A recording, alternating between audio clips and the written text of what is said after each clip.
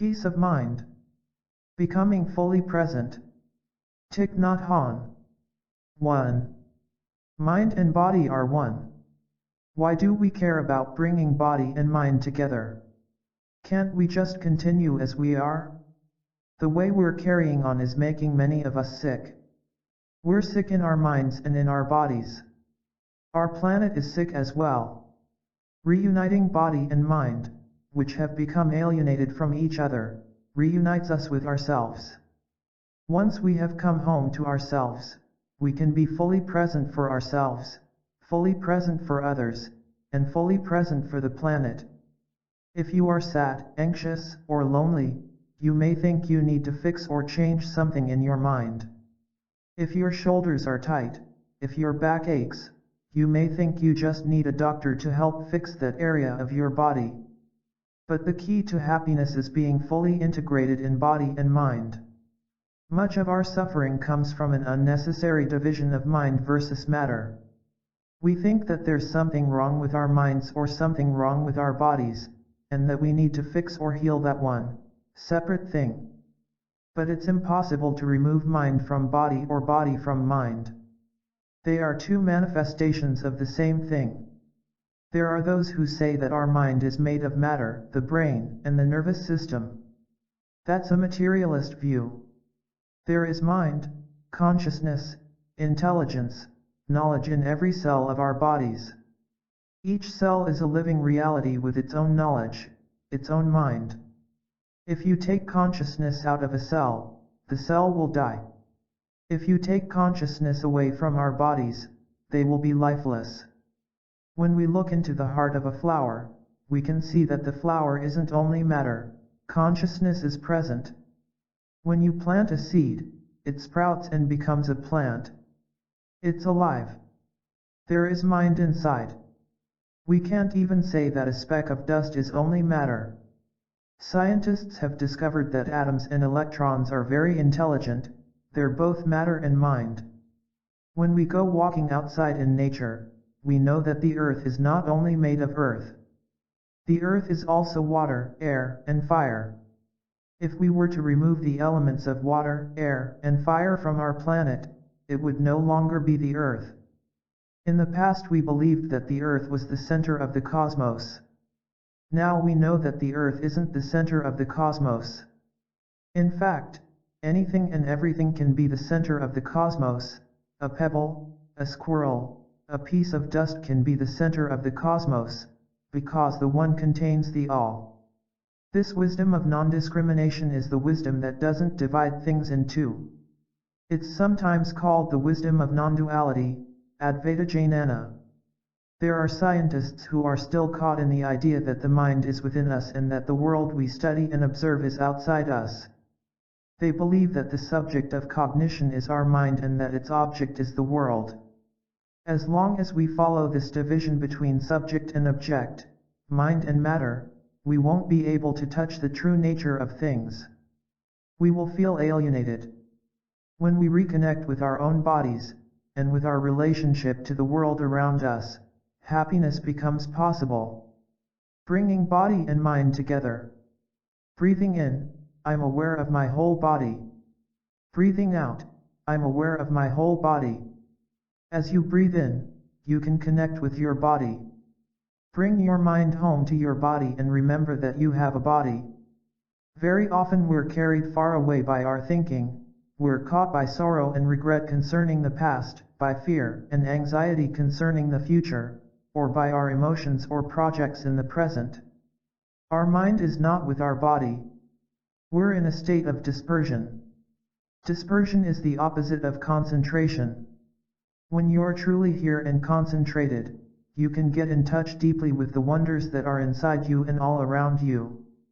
The sun, the moon, the stars, the trees, the river, the hills, and your body are all wonders that become available to you when you become fully present. Practice coming home to your body. If we know how to breathe mindfully, every breath will bring us happiness. People with asthma know how to appreciate the happiness of being able to breathe normally, and they can savor each breath.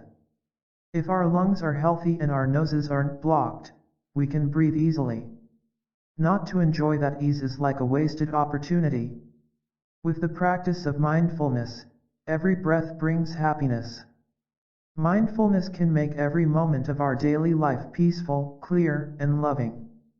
When we breathe in, we might breathe in such a way that joy is possible during the time of breathing in. The in-breath may last 3 or 4 seconds. If we know how to breathe in properly, we can generate the energy of joy just like that. When we breathe out, we can generate the energy of happiness for ourselves, as well as for others around us who benefit from our energy.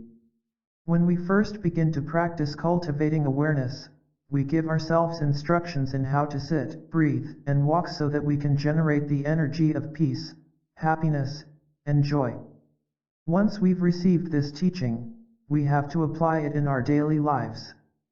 Breathing in, I feel joy is not autosuggestion or wishful thinking, it's a practice. Coming home to the body is a strong practice. There may be pain, disharmony, suffering, or a lack of peace in the body. That's why we start by practicing mindfulness of the breath, so that we can recover ourselves and come home with strength and energy. With the energy of mindful breathing, you come home to your body in order to make peace with it. By practicing mindful breathing, you generate harmony and solidity. Then you're in a position to go home to your whole body, in order to help your body. It's possible to continue mindful breathing while you embrace your body. Breathing in, I'm aware of my whole body. Breathing out, I recognize and embrace my whole body. Your entire body becomes the object of your mindfulness. The subject of mindfulness is your mindful breathing. At first your breath is like an empty truck traveling along the highway, not transporting anything. But when you become aware of your breath and your body, your breath is like a truck that's carrying merchandise. That merchandise is insight. Mindful breathing embraces the whole body. It's very important to come home to your body, to recognize it, take care of it, and make peace with it. The land of the present moment is available only in the here and the now. If you find yourself in the present moment, it means your mind and body are together. When you practice breathing in mindfully, you bring your mind home to your body and you find yourself in the land of the present moment. Mindfulness is the energy that helps the body and the mind come together. When body and mind are together, you are established in the present moment, in the kingdom, in the here and the now. The opposite of mindfulness is forgetfulness. Our body may be there but our mind is somewhere else. Our mind may be caught in sorrow or regret concerning the past. Our mind may be caught in fear or uncertainty about the future. Or it may be caught in our anger or our projects. When we begin to breathe in mindfully, we can, in 2 or 3 seconds, bring our mind home to our body. Breathing in like that, mindfully, we release the past, we release the future, we release our projects, and we become free. That freedom allows us to get in touch with the wonders of life. It doesn't take a long time. A few seconds will do. We breathe in and bring our attention to our in-breath, we release everything and we get a lot of freedom. With that kind of freedom, we can make better decisions. Our thoughts and our decisions are not skewed by our anger, our fear, our sorrow, or our regret. There will be a variety of options we can choose from. Our perspective will have become broader. When you come home to the here and the now with the practice of mindful breathing or mindful walking, you can recognize the many conditions of happiness that are already available. Mindfulness helps you to recognize that there are more than enough conditions to be happy right here and now. When you are in touch with these conditions, joy and happiness are possible right away. 2. The 4 qualities of happiness. The practice of harmonizing body and mind brings more peace, clarity, compassion, and courage into our daily lives. With these 4 qualities, we can have enough happiness to be able to help others. People tend to think of happiness in terms of having plenty of fame, power, wealth, and sensual pleasures. But we know that craving these objects can bring a lot of suffering. So we need to have a very different understanding of happiness. If we cultivate peace in ourselves, then clarity, compassion, and courage will come. If you don't have compassion, you can't be a happy person. A person without compassion is someone who's utterly alone, who can't truly get in touch with another living being. With enough compassion you have the courage to liberate yourself and help liberate other people. That's true happiness, the kind of happiness that every one of us needs. Peace. The first thing we need to do is to help our breathing become more peaceful and calm. With the intervention of mindfulness, our breath becomes more regular and harmonious. When we follow the course of our breath as we breathe in, our breathing naturally becomes deeper, slower, and more pleasant. We only need half a minute of mindful breathing to notice an improvement in the quality of our breathing. Our breath has become more peaceful and harmonious. This is the basis for bringing peace to our body, our feelings, our mind, and our perceptions. Clarity.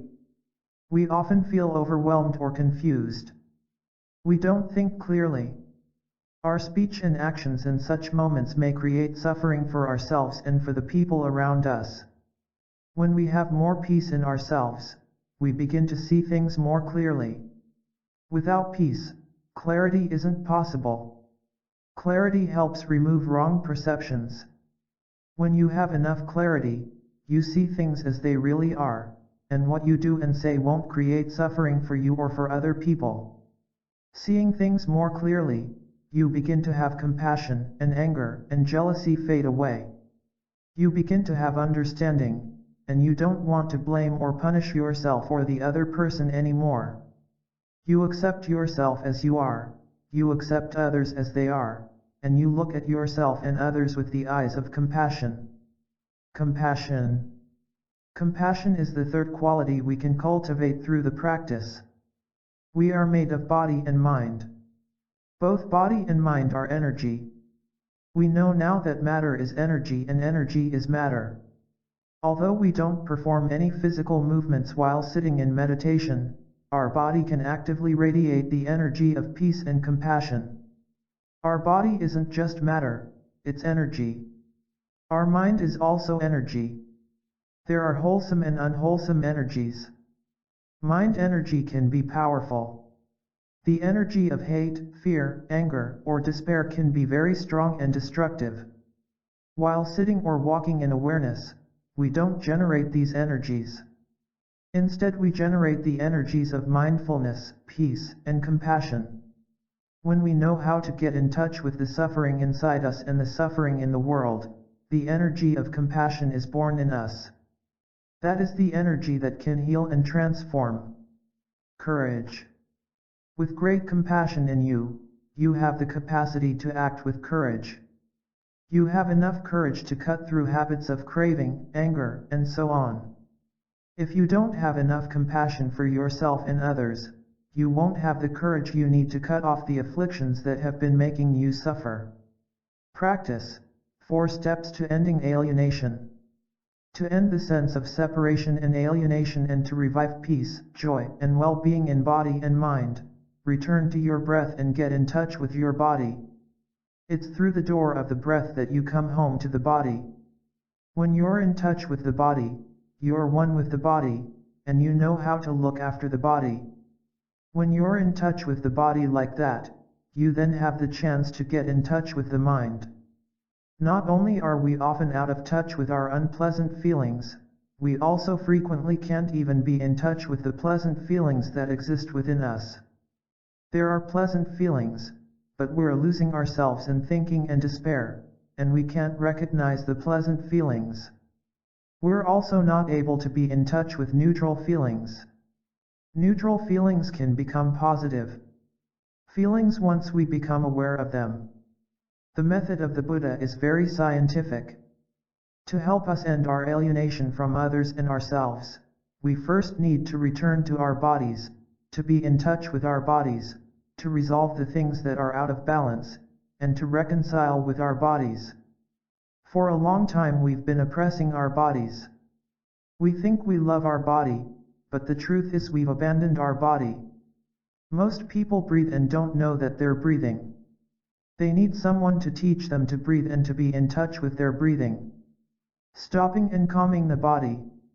One term for our body is the body formation, kaya samskara. Samskara means formation, a composite phenomenon. A flower is a formation. It's composed of many different elements such as air, water, clouds, sunshine, and earth. These elements come together and make a formation.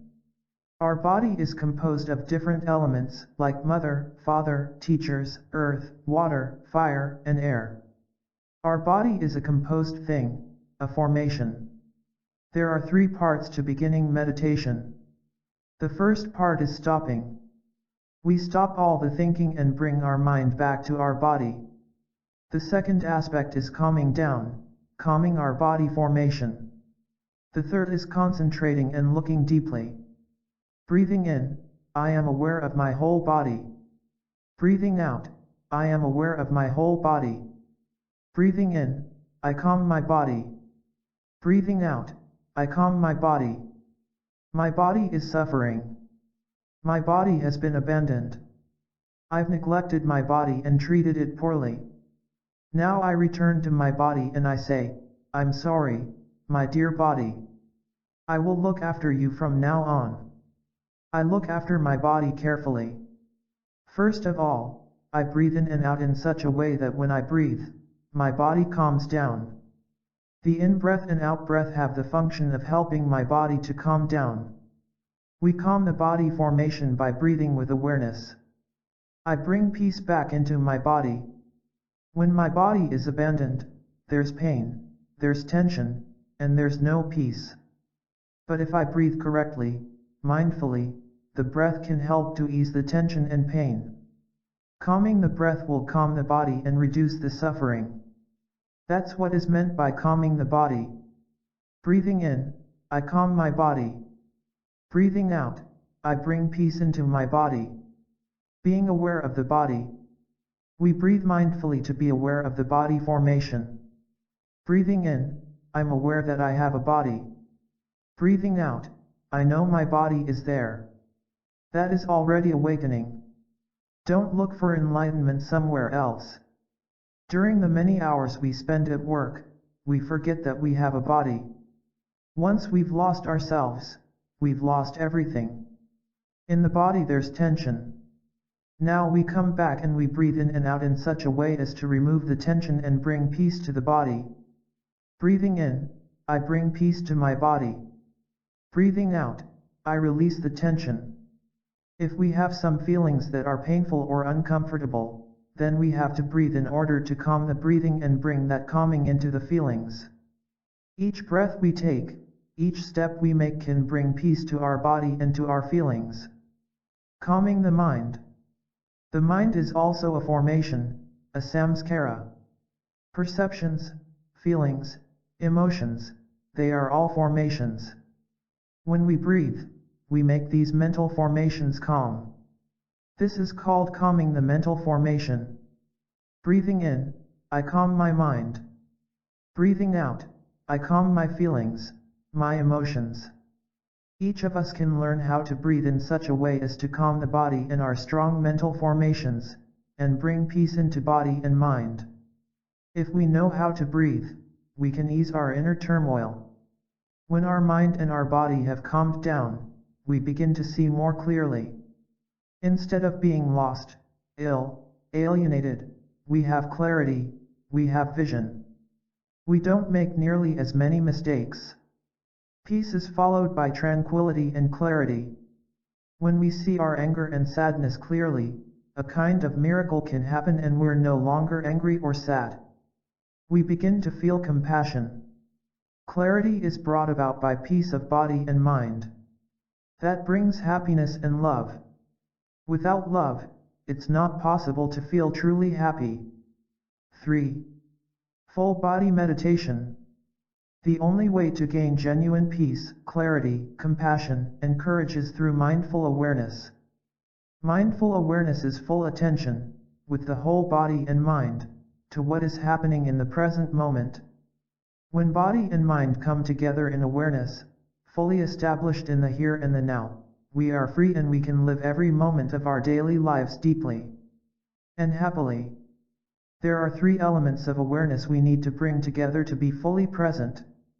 The first is the breath, the second is the body, and the third is the mind. Mindful awareness can happen throughout the day, whatever we are doing. One way to practice and gain the skill and habit of being aware is through full body meditation. Full body meditation can be done either while sitting or walking. Mind, body, and breath are together. Harmonizing these three elements, we become whole. We show up for ourselves, for our loved ones, for the world, and for life. The practice of full body meditation begins with the breath. You can say to yourself silently, breathing in, I know I'm breathing in. Breathing out, I know I'm breathing out. In just 2 or 3 seconds of conscious breathing you can bring your mind home to your body. In daily life, you may often feel dispersed. Your body is in one place, ignored, your breath is ignored, and your mind is wandering. But as soon as you pay attention to your breath and breathe in, then all three elements come together in just a few seconds. You pull yourself together, and there you are in the here and the now. A nonviolent response. Perhaps anger, fear, or restlessness has taken root in your mind. Don't be too eager to control your breath or your feelings. Allow them to be themselves. This is the most nonviolent way of taking care of our strong emotions. Take time just to sit and breathe, even for just 5 minutes. Don't force your breathing. Simply become aware of your in-breath and out-breath. If your in-breath is short, allow it to be short. If your out-breath isn't peaceful, just allow it to be like that. With awareness, your in-breath and out-breath will naturally begin to flow more easily. When you breathe in, pay attention only to your in-breath. Don't force or fight with your breathing. Allow it to be the way it is. Your breathing will naturally become calmer, deeper, and more harmonious by itself. That's the effect of mindfulness. Just continue to breathe and to smile gently to your breathing. In a few minutes you will see that the quality of your breathing has increased by itself, and that will have an influence right away on your body and on your mind. Peace and calm are contagious. When we're upset, perhaps we think, I should meditate or I should practice mindful breathing. But mindfulness practices are not something we have to do. They are something we get to do. The practices of mindful breathing, mindful sitting, and mindful walking exist only to help us to cultivate more peace in ourselves and become more fully present. Every moment is an opportunity for us to do this. Mindful body and embodied mind. When you sit and breathe mindfully, body and mind easily and naturally come back together. You don't have to strain. Bringing the body and mind together, you have a mindful body and an embodied mind. A mindful body is a body with awareness. The embodied mind is the mind that is fully present in the body. It's like software and hardware. If your software and hardware aren't communicating with each other, you can't do anything. Following your breathing and bringing your mind back to your body allows you to be here in the present moment. Let go of everything so you can have freedom, so you can be in touch with the wonders of the universe. We see that all the stars are in us, the galaxy is in us. Sitting like that is a miracle.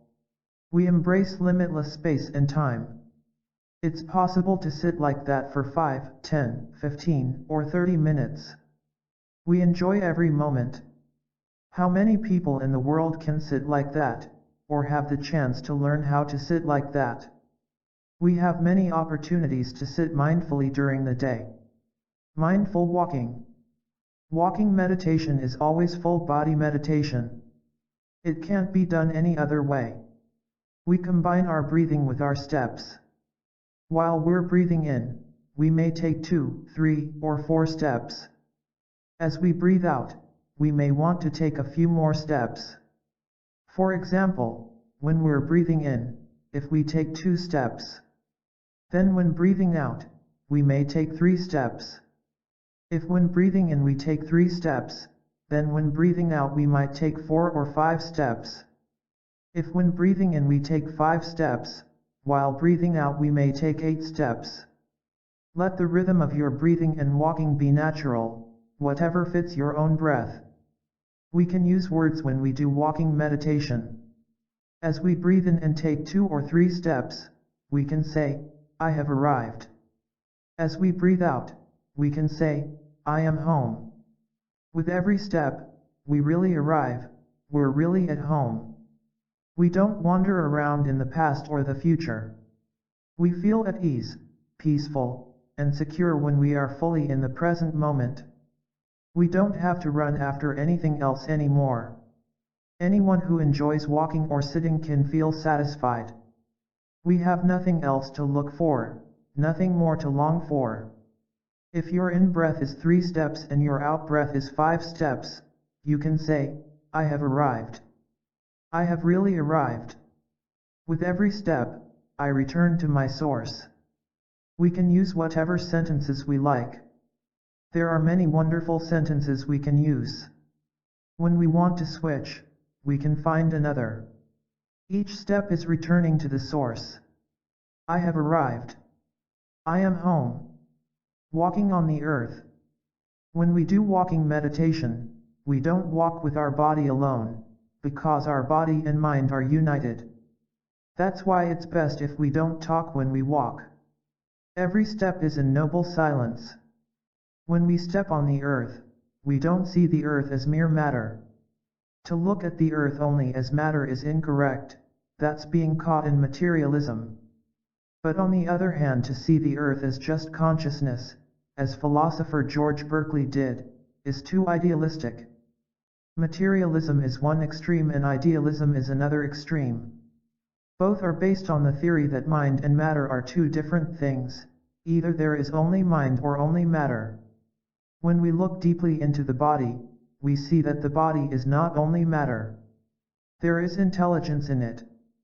Every cell in our bodies, and there are trillions of cells, has its intelligence and its very deep understanding.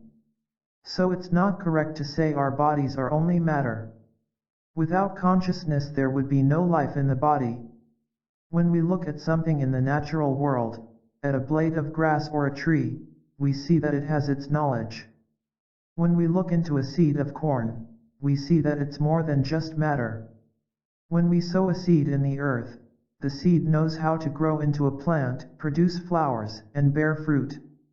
So to say that maize is only matter is wrong. When we look at the earth, we see that the earth is a wondrous reality. It has its knowledge, just as each cell has its knowledge. The planet Earth can give birth to life and nourish life. If you say our planet Earth is just a lump of matter, that's incorrect. With Advaita Jnana, the wisdom of non-duality, we see our planet is not just an inanimate mass of minerals. It has intelligence and creativity.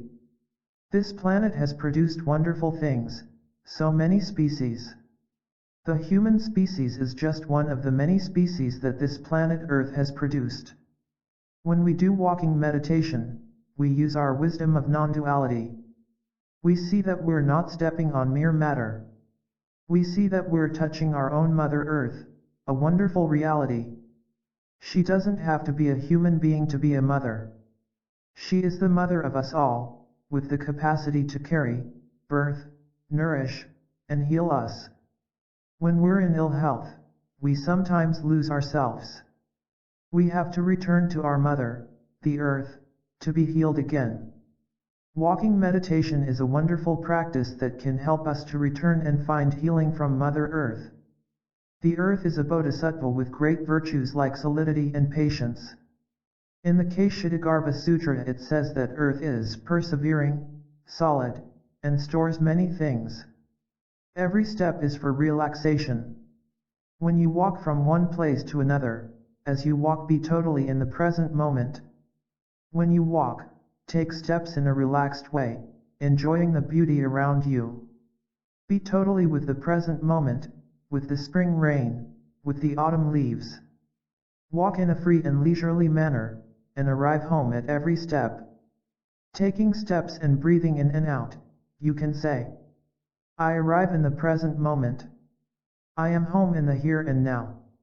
When you walk relaxingly, happily, you are already practicing mindful awareness. When you walk and others see that you radiate peace, happiness, and calm, you're a reminder for all of us. When we see you walking like that, we come back to ourselves and we walk in the same way as you. You contribute to generating the collective energy of mindfulness and peace that will nourish and transform us all. When we practice together, we give and we receive.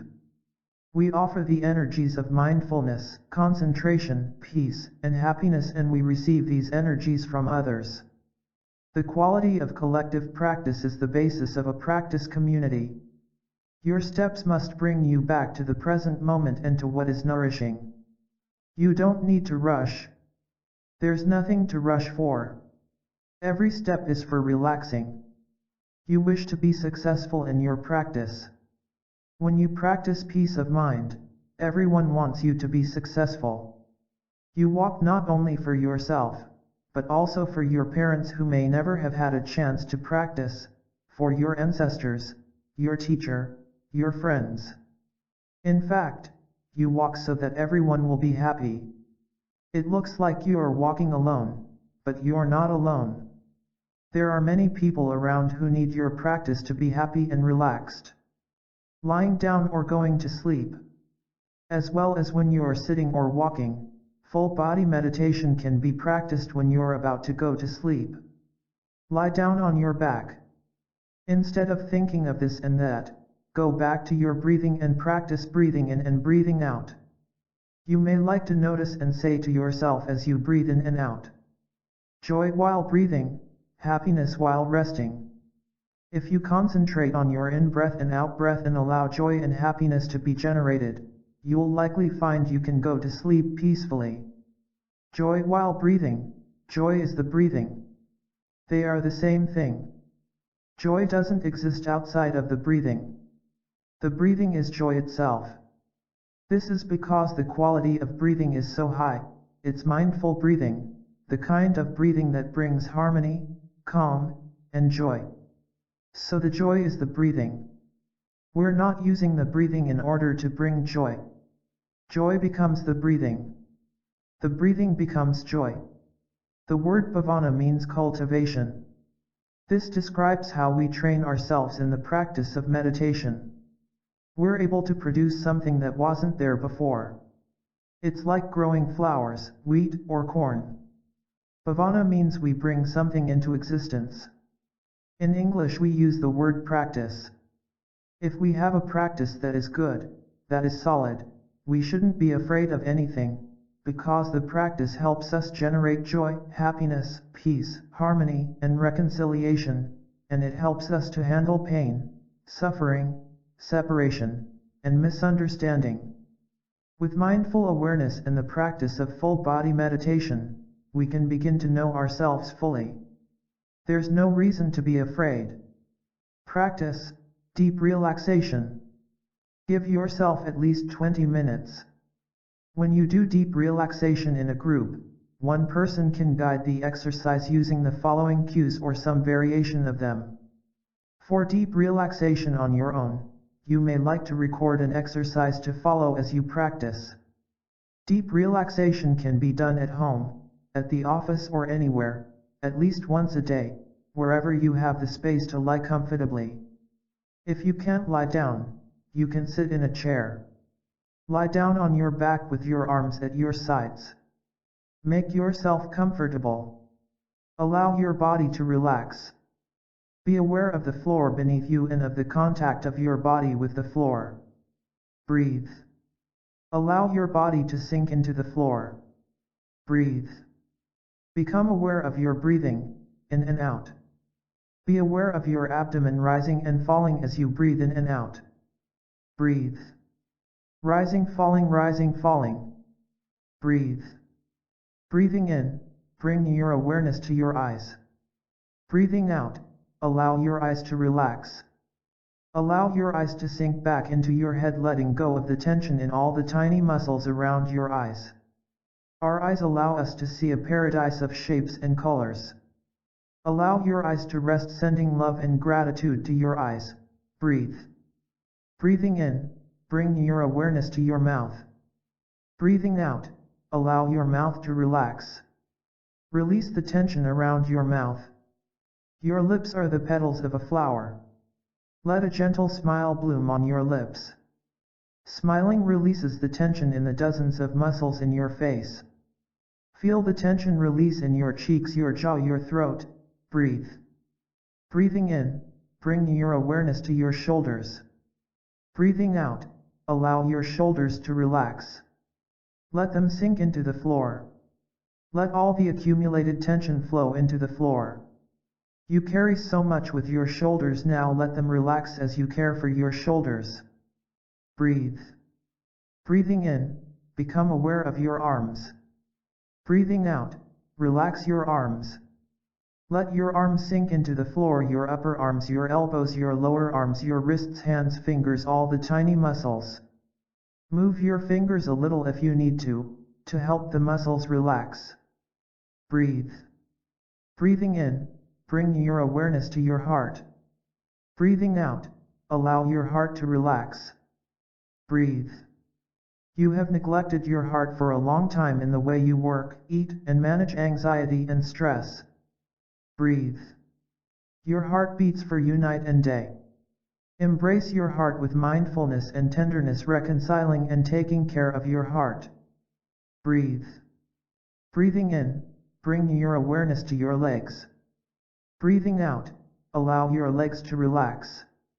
Release all the tension in your legs, your thighs, your knees, your calves, your ankles, your feet, your toes, all the tiny muscles in your toes. You may want to move your toes a little to help them relax. Send your love and care to your toes. Breathe. Breathing in, breathing out, your whole body feels light like a water lily floating on the water. You have nowhere to go, nothing to do. You are free as the cloud floating in the sky. Breathe. Now you can listen to singing or music for a few minutes. Breathe.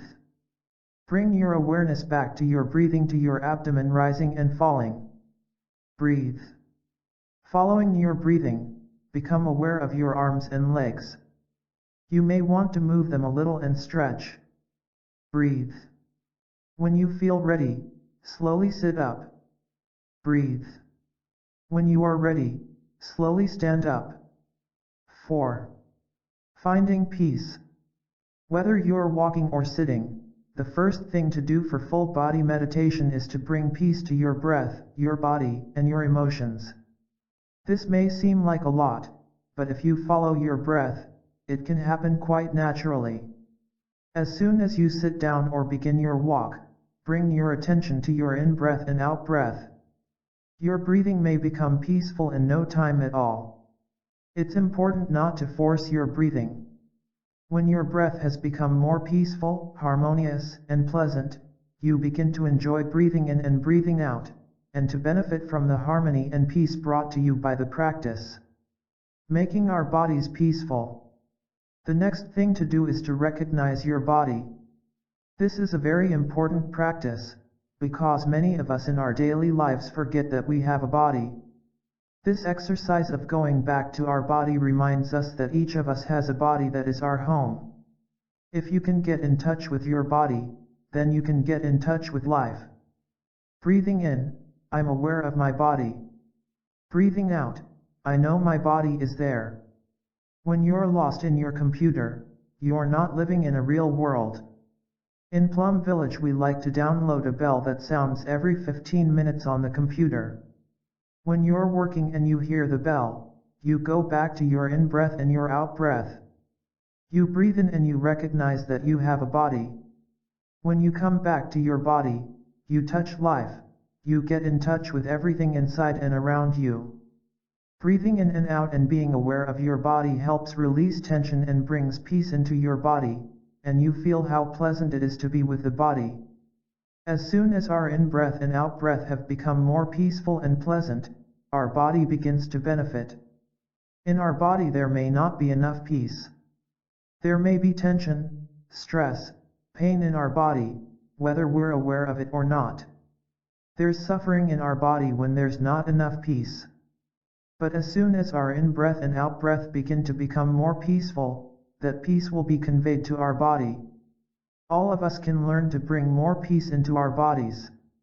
Whether we're sitting, standing, walking, lying down, eating, or working, we can always practice mindful breathing to release the tension in our body and bring in more peace. We can say to ourselves, breathing in, I am aware of my body. Breathing out, I release the tension in my body. We bring the mind back to the body, we recognize the presence of the body, and we release any tension being held in the body. This brings peace to our body, and it can be done in just a few minutes. Peace is something very concrete. There's a harmonious, pleasant feeling born from peace. With the practice of mindful breathing, it's possible to make your breathing and your body peaceful. The Buddha advises that after becoming aware of the whole body, we can become aware of the four elements of water, fire, air, and earth within the body. Focus on each element and see if you can sense this element in your body. Up to 60% of the human body is water. The brain is composed of 70% water. 83% of our blood is water, which helps us digest our food. For fire, we can think of the heat and energy we can generate in our bodies to keep us warm and digest our food. Air is our life's breath. Earth is what we eat and digest, and the vitamins and minerals in our blood and bones. If there is balance among the four elements, then there is good health. Much of human illness comes from an imbalance between these four elements. Recognize the four elements within, and recognize the four elements all around you, to see the connection between the body and everything we normally think of as outside of the body. Then we become aware of the positions of the body. While seated, you're aware that you're sitting. While walking, you're aware of the steps you make. Sitting meditation is first of all to be aware that we are in a sitting position. We can sit in a way that brings calmness, solidity, and well-being to our body. When walking, walk in a way that brings solidity, freedom, and pleasure for you while walking. Sitting, walking, standing, and lying down, you are mindful of each of these four basic positions of your body.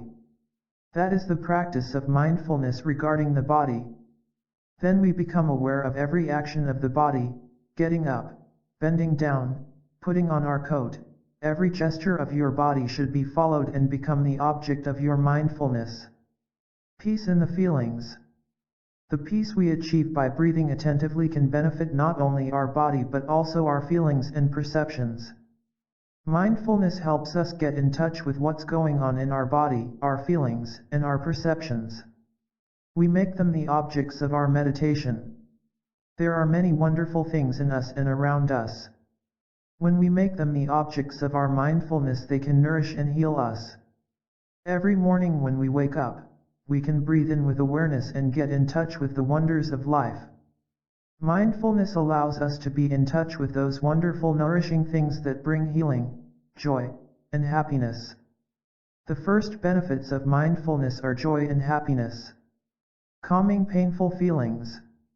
Full body meditation helps us become aware of each feeling as it arises, whether it's a pleasant feeling, an unpleasant feeling, a neutral feeling, or a mixed feeling.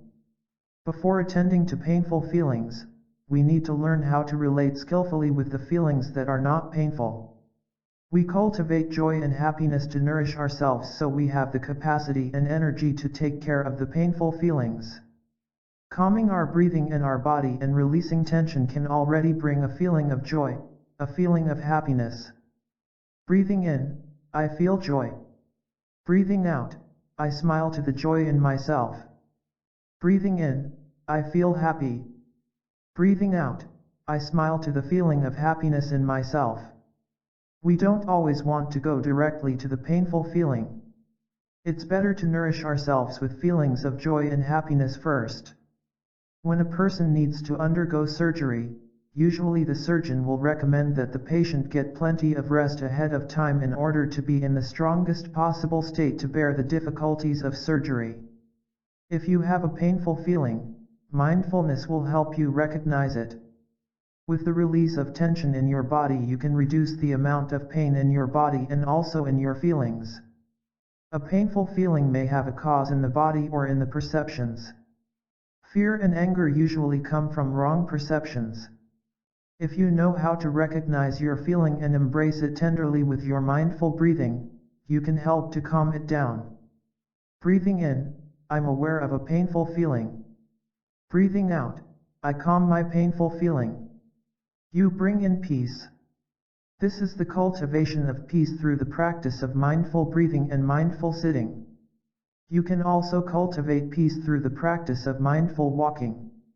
We can walk to release the tension in our bodies and also to be in touch with the earth.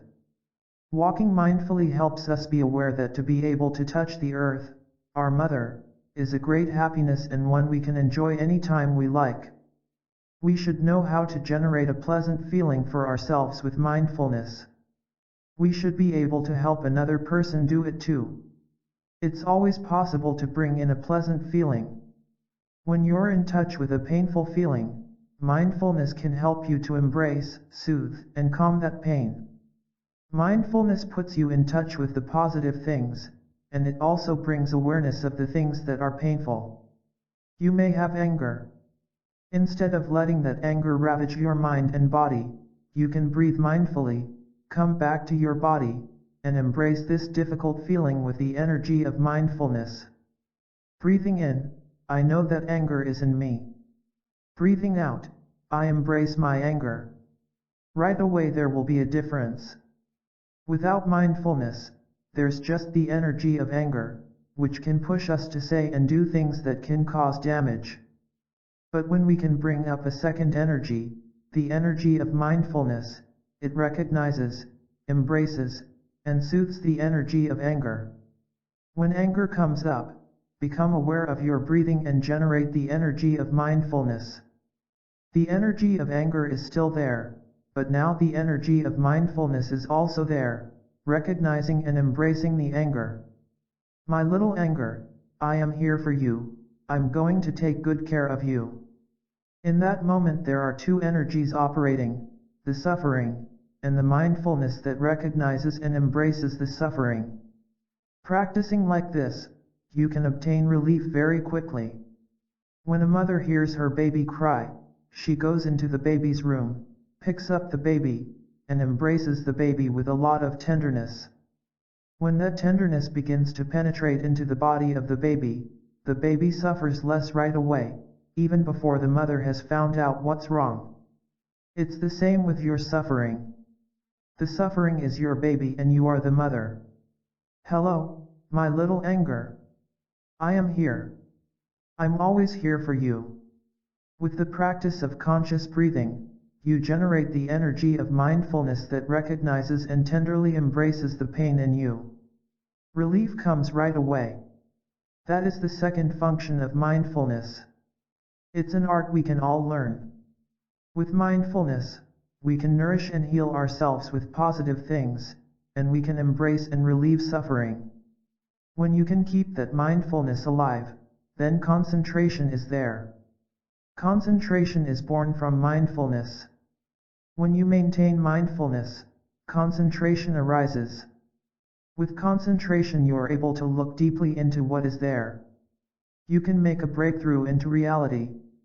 Insight is born from mindfulness and concentration. Practice the 16 exercises of mindful breathing. In the Sutra on the Full Awareness of Breathing, the Buddha proposed 16 exercises of mindful breathing. We've seen already that our body and mind are. The first 4 exercises of mindful breathing are for us to bring the mind back to the body and take care of the body. The next 4 exercises are to contemplate and take care of the feelings. The third set of 4 is to contemplate our mind, which means our mental formations. The last set of 4 is to help us correct our perceptions by looking into the true nature of things so reality can reveal itself to us. This kind of insight can liberate us from ignorance, suffering, and fear. 1. Awareness of breathing. The first exercise is to be aware of your in-breath and out-breath. As you breathe in, bring your attention to your in-breath. Focus your attention only on your in-breath and release everything else. You release the past, the future, your projects, and you are free. Just by breathing in, you are free, because in that moment you are not your sorrow, your fear, or your regret. You are only your in-breath. Breathing in, I know I'm breathing in. Breathing out, I know I'm breathing out. Although the exercise is very simple, the result can be great. We may get free just by focusing our attention on our in-breath and out-breath. When we wake up each morning, we have the opportunity to return to our body. Breathing in, we recognize there is an in-breath. Breathing in, I know that this is an in-breath. Breathing out, I know that this is an out-breath. That is enlightenment. You don't have to practice 8 years to be enlightened. Normally we don't know we're breathing in, we just breathe in. Now, we breathe in, we put our mind into it, and we know we're breathing in. We recognize I'm breathing in. Breathing in makes us feel alive. To be alive is something wonderful. We see this as the ABC, or basis, of mindfulness practice. But it's not just the ABC, because on the very first day of practice, knowing that there's an in-breath or an out-breath happening, you're already enlightened. Breathing in and breathing out in awareness can be very enjoyable. So in this exercise we identify the in-breath as an in-breath and the out-breath as an out-breath. The effect can be very deep, because when you pay attention to your in-breath and go home to your body, you suddenly get the insight, I have a body. When mind and body are together, you are truly in the here and now to live your life. Please don't underestimate this easy exercise. Even if you've practiced mindful breathing for 10 or 20 years, this remains a very wonderful practice, and you continue to get more and more benefit from it. 2. Following the breath. The second exercise of mindful breathing is breathing in, I follow my in-breath from the beginning to the end. Breathing out, I follow my out-breath from the beginning to the end. During the time of breathing in and out, you cultivate not only mindfulness, but also concentration. There's no interruption in your attention during the time of the in-breath and out-breath. By focusing your mind entirely on your in-breath and out-breath, you cultivate concentration. The object of your concentration is your in-breath. Not a millisecond is lost. You are entirely with your in-breath, and you dwell very solidly in your in-breath. There's no more thinking, no more past, no more future, you're really enjoying your in-breath. While you're breathing in, many insights may come to you, like, breathing in, I'm alive. You can celebrate the miracle of being alive just by breathing in.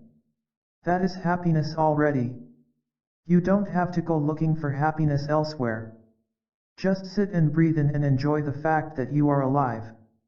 It's a pleasure to follow your in-breath and out-breath all the way through and develop concentration. You don't have to suffer during the practice.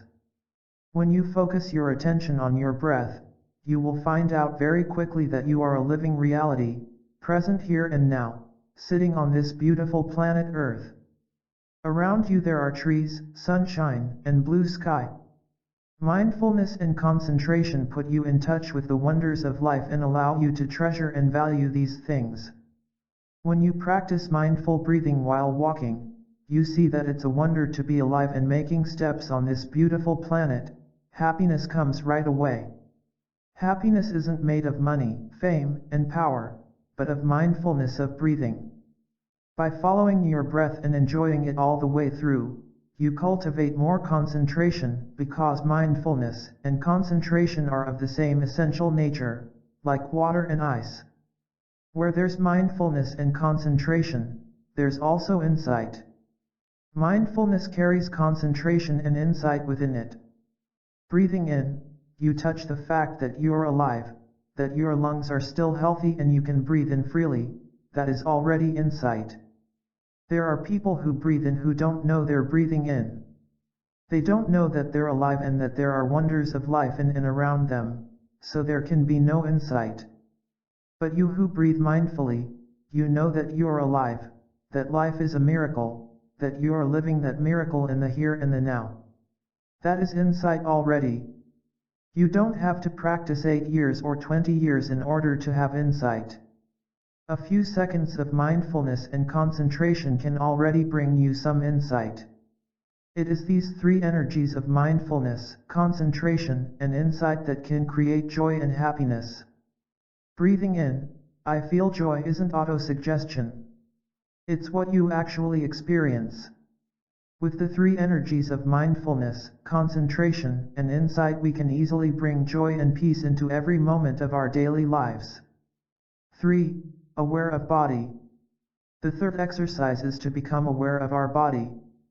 Breathing in, I'm aware of my whole body. Breathing out, I'm aware of my whole body. We reconnect with our body every time we remember our body is there. When body and mind are together, we are truly present in the here and the now, and we can live every moment of daily life deeply. Breathing in, I'm aware that I have a body. That is an awakening. We reconcile with our body, we become our body, and we stop the alienation and separation of body and mind from each other.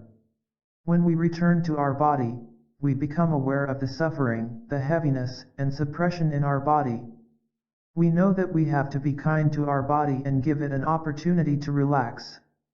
Breathing in, I relax my body and mind. Breathing out, I calm my body and mind. Stopping comes first, calming is second. It's wonderful to stop. It's even more wonderful to calm down. Suffering begins to lessen. With mindful breathing you can go back to your body and touch the wonder that is the body. If we know how to be in touch with our body and connect with our body, we will connect with Mother Earth and the whole cosmos. We begin with our in-breath. With our in-breath, we go home to our body. Going home to our body, we go home to Mother Earth, and we touch the whole cosmos. When mind and body are together, we establish ourselves in the here and the now, and we are truly alive. When mind and body are apart, we're not really there. Breathing in to bring mind and body together, that is the moment when we are truly alive. When we can touch the wonders of life inside and around us, that is life. When we're with our body, not only do we touch the wonder of our bodies, but we may realize that there is something in our bodies that needs to be transformed, like tension and pain. Living in forgetfulness, we've allowed the tension and pain to accumulate in our bodies. We have a lot of stress every day. Modern life causes tension and stress to accumulate in our bodies. 4. Releasing tension in the body. Being with your body, you may notice that it holds tension, pain, and stress. You would like to do something to release the tension and reduce the pain in your body. While breathing in and breathing out, you just allow the tension in your body to be released. That is the practice of deep relaxation. Breathing in, I calm my body. Breathing out, I release the tension in my body. We can do this while sitting, standing, walking, or lying down. We can also do it when we drive our car or cook our breakfast. We don't have to set aside a special time to do these things. Whatever the position of the body, whether you're lying, standing, sitting, or walking, you can always release the tension. Sitting on the bus, you can practice breathing and release the tension. Walking to the classroom, the workplace, or the meditation hall, you can allow the tension to be released with each step. You walk as a free person. You enjoy every step you make. You're not in a hurry anymore. Walk with ease. releasing the tension in the body with each step. This is the way to walk every time you need to move from one place to another. We don't need to set aside a special time to practice. We can practice all day long and get the benefit of practice right away. Driving the car, taking a shower, cooking breakfast, we can enjoy doing those things. We shouldn't say, "I have no time to practice." We have plenty of time. When you practice and you get relaxation and joy, it benefits everyone around you. To practice mindful breathing is an act of love. You become an instrument of peace and joy, and you can help others. Although these 4 exercises are for helping us get in touch with our body, we see that the mind is already deeply involved. Without the mind, we cannot take care of our body, and without the body, we cannot take care of our mind. The mind is taking care of the body and the body is supporting the mind. They're not enemies. 5. Feelings. With the 5th exercise we come to the realm of the feelings. The first feeling we need to be in touch with is our joy. When we wake up to the fact that we have a body, that we have life, and that we can be in touch with the wonders of life, there arises the joy of being alive. So it can be very natural and easy to produce a feeling of joy. Breathing in, I feel joy. Breathing out, I feel joy. We lose ourselves in our work, in our worries, and we can't see the wonders of life. Now we're returning and we're in touch with the clear air, the cup of tea, the flowers and grass, with the wonderful planet Earth. We see that we have 2 eyes and 2 ears that allow us to be in touch with those wonders. Joy comes easily. 6. Happiness. The 6th exercise is to produce a feeling of happiness. Happiness is possible here and now. You need only to breathe in for a few seconds and you become enlightened about the fact that it's possible to be happy right away. It helps to remind us that mindfulness and concentration are sources of happiness. Many people believe that more wealth, more power, more fame will make them happy. But those of us who practice mindfulness know that mindfulness is a source of happiness. Joy and happiness differ a little in that joy still contains some amount of excitement. Breathing in, I feel happy. Breathing out, I feel happy. If we've mastered the first 4 exercises, it becomes very easy, because when we breathe in and out, bring our mind back to our body, and release the tension in our body, then we find ourselves established in the here and the now and we're in a position to recognize that we have more conditions than we need to be happy. There are so many wonders of life. There's a belief that we don't have enough conditions of happiness.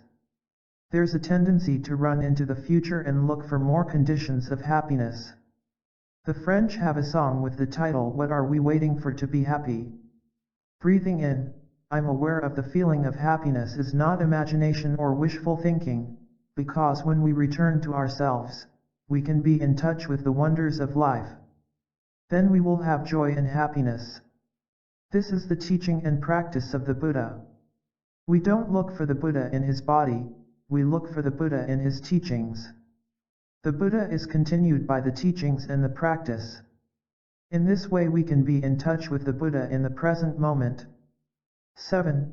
Recognizing painful feelings. When a painful feeling or emotion arises, recognize and embrace it tenderly without the desire to suppress it. Breathing in, I'm aware of a painful feeling in me. Breathing out, I'm aware of a painful feeling in me. This is the practice of simple recognition of the painful feeling that is arising. There is the energy of pain, but there is also the energy of mindfulness that is embracing the pain. Those who don't know how to practice allow the pain to overwhelm them, or they try to run away from the pain by bringing in something else to cover up the painful feeling. It may be eating something, listening to music, doing anything not to be confronted with the suffering inside. The market provides us with everything we can use to cover up the suffering inside. By consuming like this, we allow the suffering inside to grow more. We have to be in touch with our pain in order to have an opportunity to heal the pain. We suffer, We are sick, that's why we practice meditation, to get better, to be free of suffering. We get in touch with joy and happiness, as well as our suffering and pain. Those of us who know the practice use the energy of mindfulness to recognize and tenderly embrace the energy of pain. Bringing our mind back to our body and cultivating joy and happiness gives us the strength we need to encounter and embrace our painful feelings. We aren't running away or covering up anymore. Recognizing and embracing the painful feeling puts an end to the alienation between body and mind. 8. Relieving a painful feeling. When we know how to tenderly embrace our pain, we can already get some relief just by doing so. That is the practice of the 8th exercise of mindful breathing, relieving the pain and bringing relief to a painful feeling or emotion. Breathing in, I embrace my painful feeling. Breathing out, I calm my painful feeling. Every time we notice that a painful feeling or emotion is coming up, we always come back to our mindful breathing and generate the energy of mindfulness to recognize and embrace the pain, in the same way that a loving mother recognizes the suffering of her child and embraces the child lovingly in her arms. With these 4 exercises for the feelings, we know how to handle happiness and pain. If we know how to handle happiness, we are able to nourish it and make it last. We can nourish our love, peace, and happiness and keep them there for a long time. When there's pain, we're not afraid because we know how to handle it, how to get relief, and how to transform the pain into something else, like greater understanding. In the beginning we may not know where our suffering has come from, but because we're able to recognize and hold it tenderly, we suffer less already. Some relief is obtained. If we continue with mindfulness and concentration, we'll soon discover the nature and the roots of our pain and suffering. If you're depressed, you may not know why that depression has come. It's as though it's come from out of the blue. But everything has its source, its roots. If you know how to generate the energy of mindfulness and concentration, recognize your depression, and embrace it, you'll suffer less already. With mindfulness you can concentrate on looking into the nature of your depression, and you will find out how and from where that depression has come. 9. Recognizing mental formations. With the next exercise of mindful breathing, we come to the realm of the mind. This 9th exercise is to recognize any thoughts or mental formations when they arise. Breathing in, I'm aware of my mind. Breathing out, I'm aware of my mind. In Buddhism, there are 51 categories of mental formations. There are beneficial mental formations like joy, happiness, brotherhood, tolerance, mindfulness, concentration, understanding, and love. There are also negative mental formations like anger, fear, despair, and jealousy. All these mental formations are in our consciousness in the form of seeds. Every time one of them manifests as energy, we want to have enough awareness to recognize them. It's helpful if you know about their characteristics so that when each of them comes up, you can recognize it and call it by its true name. Hello there, my mental formation. Your name is jealousy. I know you. I will take good care of you. That is the 9th exercise of mindful breathing. You sit on the bank of the river of mental formations and recognize any mental formation that arises. 10. Gladdening the mind. The 10th exercise is to make our mental landscape beautiful. Breathing in, I make my mind happy. Breathing out, I make my mind happy.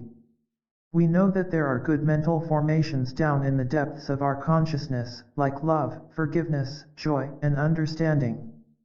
We should be able in our daily life to nourish them and give them a chance to manifest as beautiful mental formations.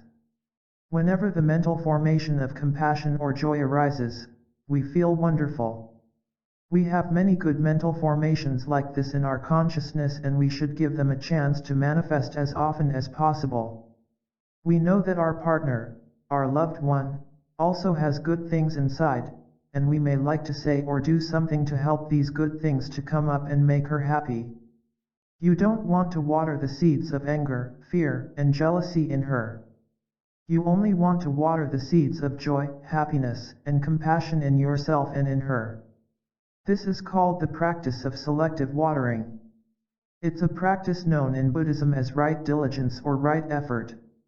This practice strengthens our minds so that when we want to embrace and look into our negative mental formations, we're able to do so with more clarity and solidity. 11. Concentration. The 11th exercise is to practice concentrating our mind. To meditate means to be present and to concentrate on the object of your meditation. Breathing in, I concentrate my mind.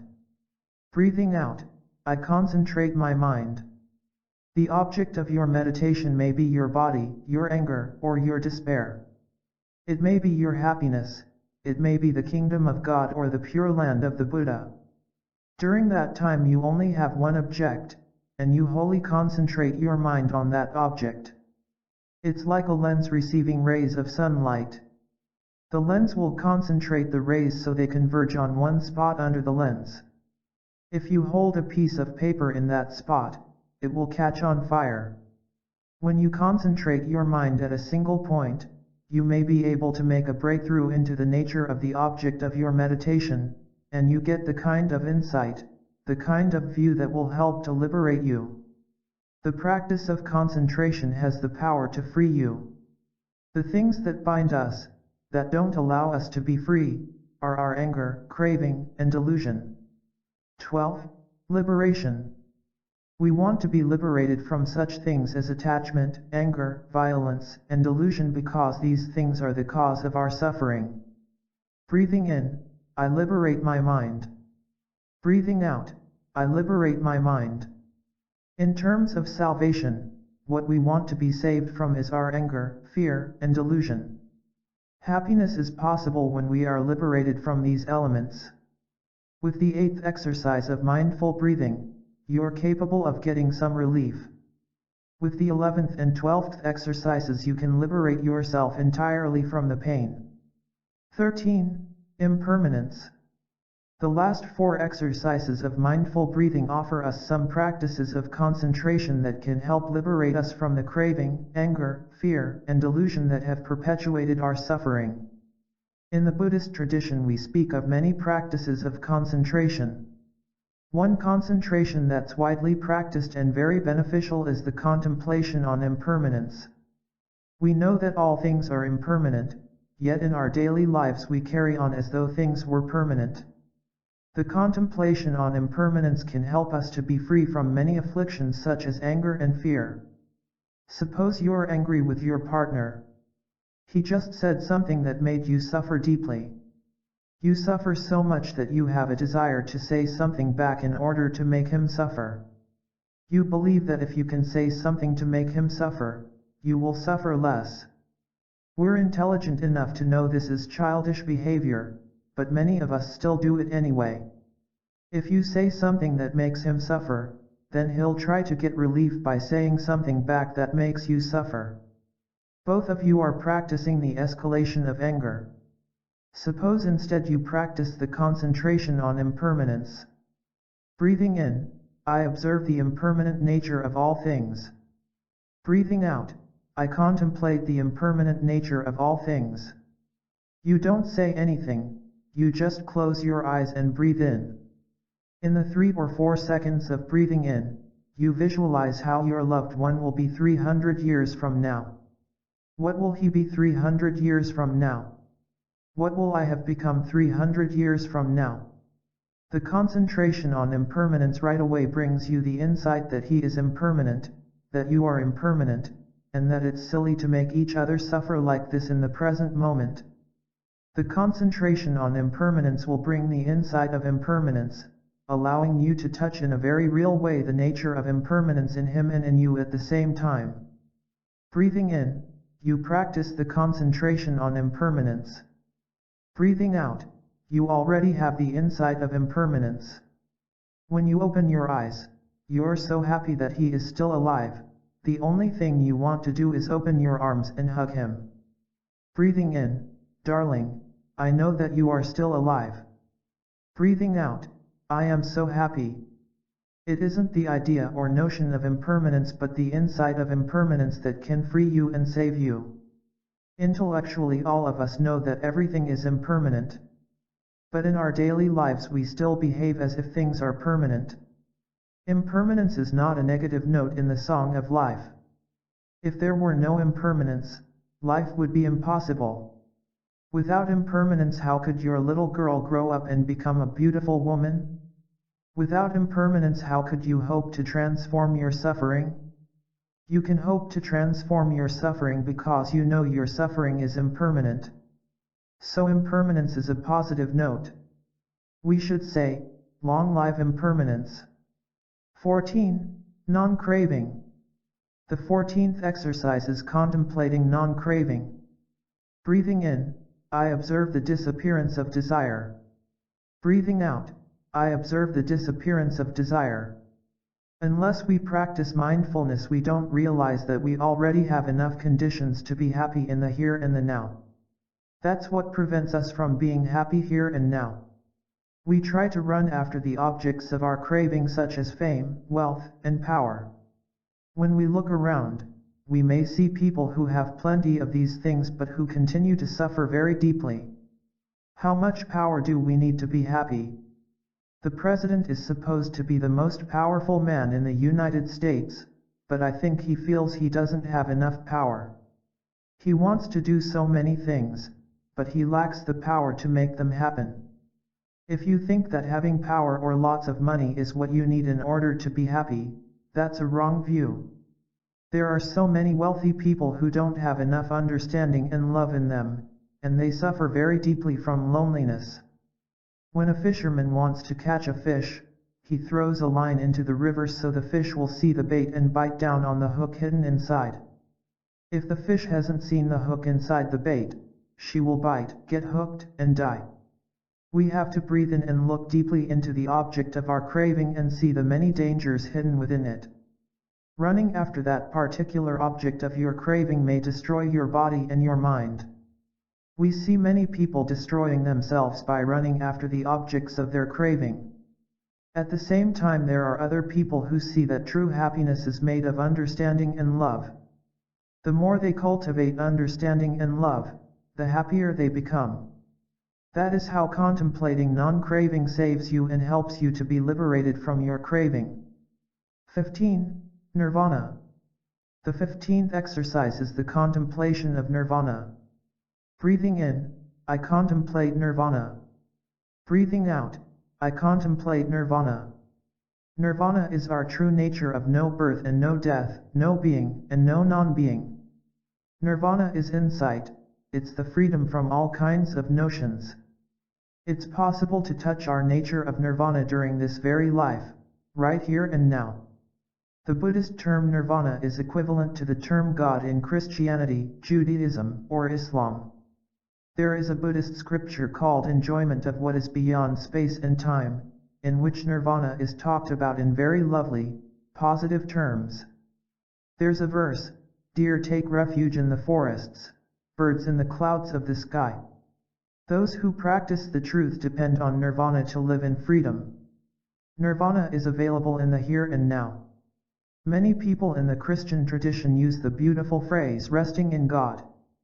Allowing yourself to rest in God is like a wave resting in its essential nature, the water. Imagine a wave rising and falling on the surface of the ocean. Observing the wave, we can see it has a beginning and an ending, it comes up and it goes down.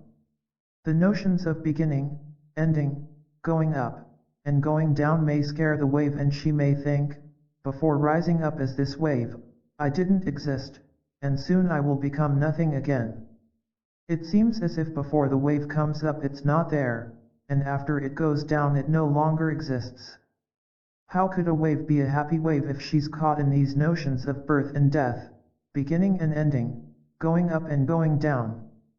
But there's a way out, an opportunity for her to be saved. When she bends down and examines herself, she discovers that she is water. She's a wave, but she's also water. As a wave she may be described in terms of being and non-being, coming and going. But water cannot be described in these terms.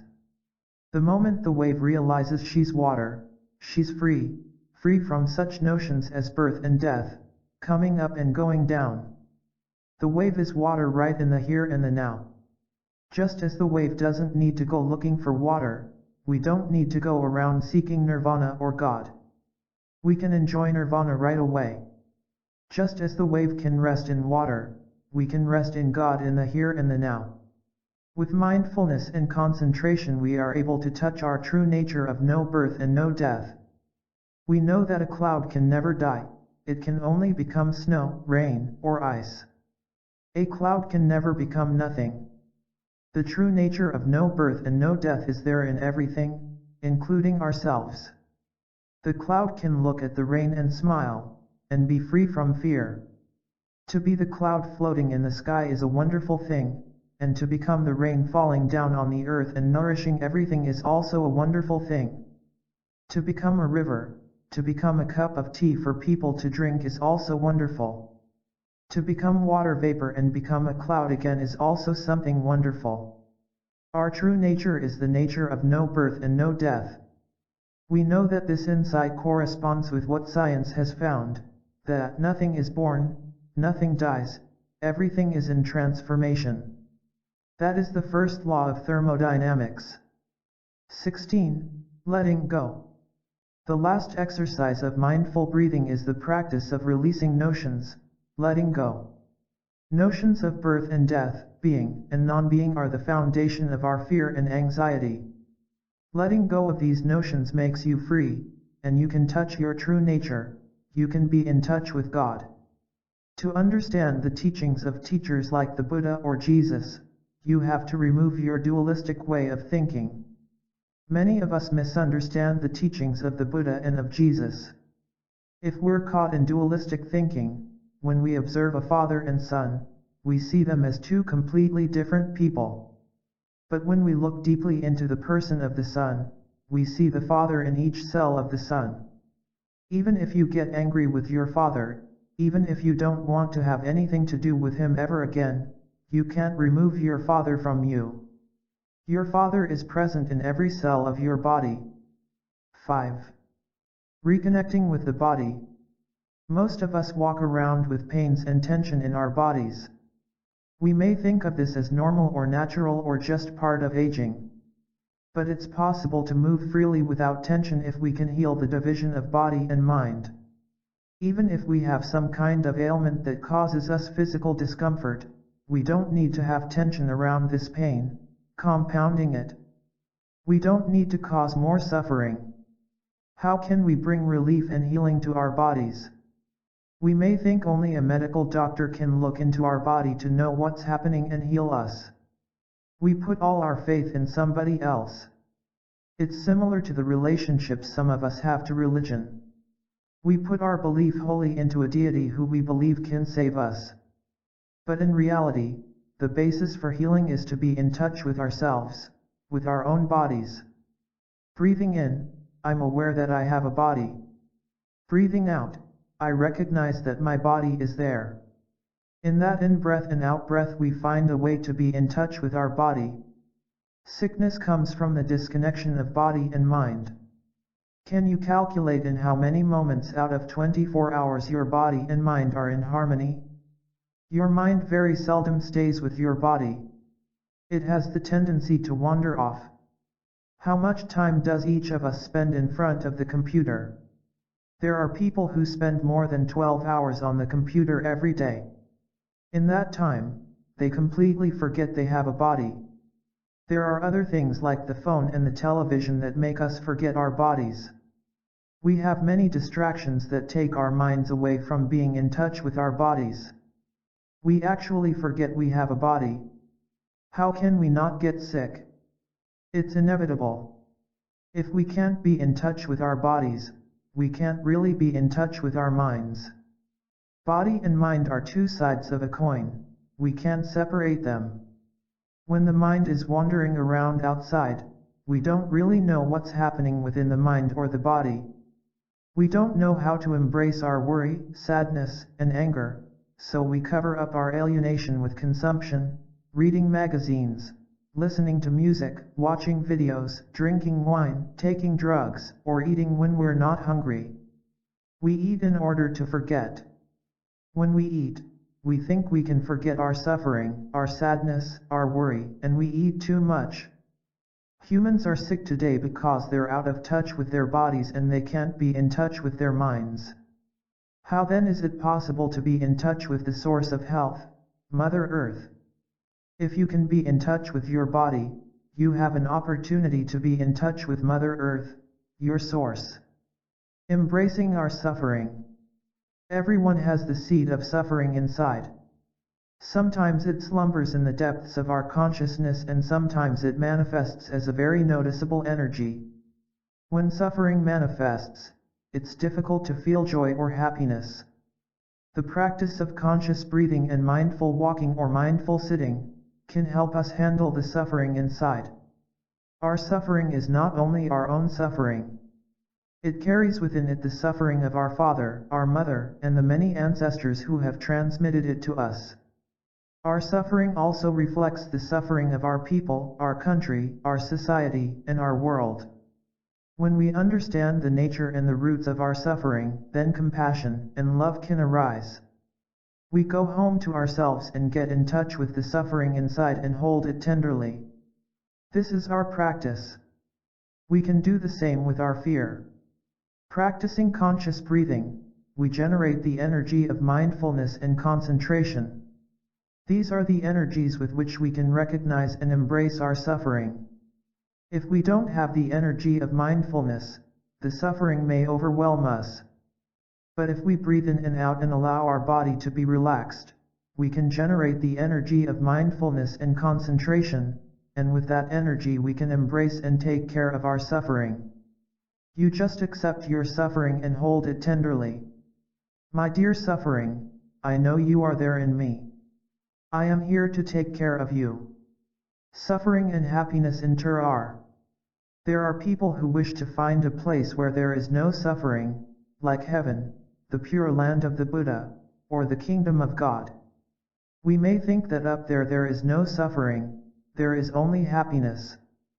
But when we look deeply we see that suffering and happiness inter, just as the mud and the lotus interpenetrate each other. A lotus can only grow in mud. If there were no mud, there would be no lotus flower. There's a very close connection between suffering and happiness, just as there is between mud and lotus. Real happiness is possible when we have the right view of suffering and happiness. It's the same as front and back, right and left. The right cannot exist without the left cannot exist without the right. Happiness cannot exist without suffering. Happiness is made of non-happiness elements, just as the flower is made of non-flower elements. When you look at the flower, you see non-flower elements like sunlight, rain, earth, all the elements that have come together to help the flower to manifest. If we were to remove any of those non-flower elements, there would no longer be a flower. Happiness is a kind of flower. If you look deeply into happiness, you see non-happiness elements, including suffering. Suffering plays a very important role in happiness. When we look into a lotus flower, we see the mud in it.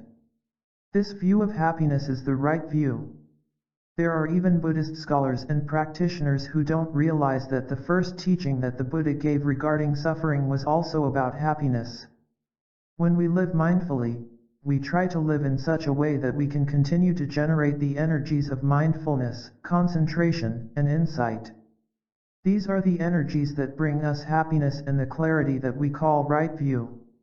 When we have right view, we're able to practice right thinking. Right thinking is based on right view, it's thinking that's characterized by non-discrimination and non-duality. There's a very deep connection between suffering and happiness. We've seen how a flower is made only of non-flower elements. It is made of the soil, the sun, the rain. We've seen that a lotus flower needs to be rooted in the mud. In the same way, happiness cannot be there in the absence of suffering. If we have the idea that there's a place where suffering doesn't exist, where there's only happiness, that isn't correct. It's not right thinking because it's not based on right view. According to right view, there can be no happiness without suffering. Our thinking can make us suffer. But our thinking can also make us free. We need right thinking to help us stop our suffering, so we can begin to have more happiness.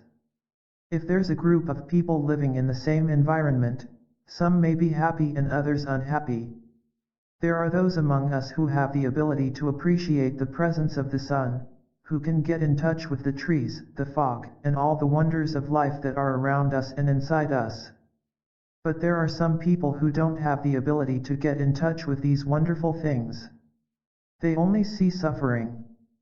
The conditions of their lives are exactly the same as those of the people who are happy, so why are some people happy and others not happy? The answer is that the one who is happy has right view. The other is suffering because he doesn't have right view, so his thinking is not right thinking.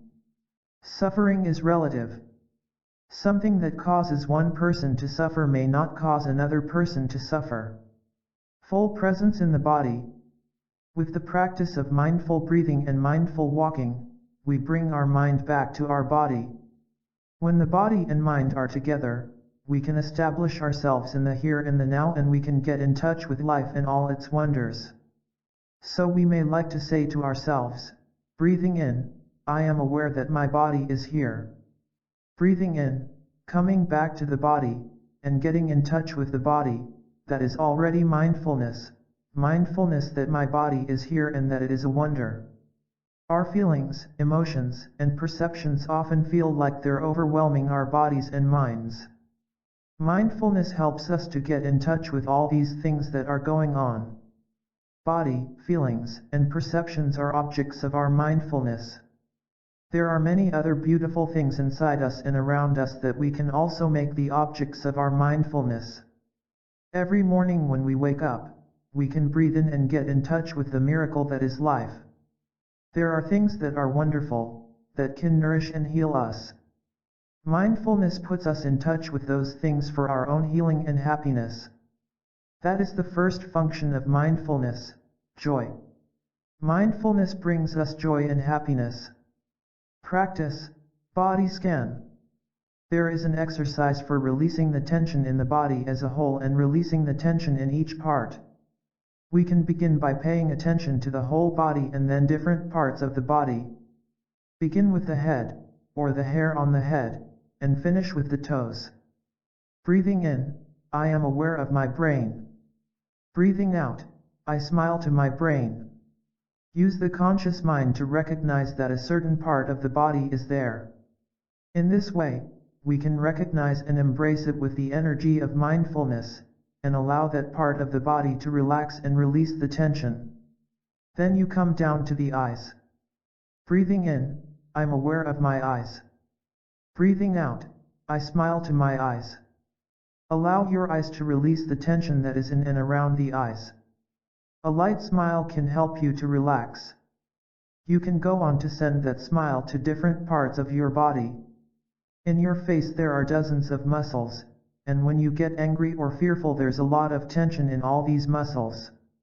If you breathe in and are aware of them, and breathe out and smile to them, you can help them to release the tension. Your face can be completely relaxed after just one in-breath and out-breath. Your smile can bring about a miracle. Breathing in, I smile. Breathing out, I allow all the muscles in my face to relax. Then you come to your shoulders, and then your heart. Then to your left arm, and your right arm, always recognizing them with the energy of mindfulness and smiling to them and helping them to release the tension. It's like scanning the body, not with an X-ray, but with the ray of your mindfulness. You take the time, perhaps 10 or 15 minutes, to scan your body with the energy of mindfulness.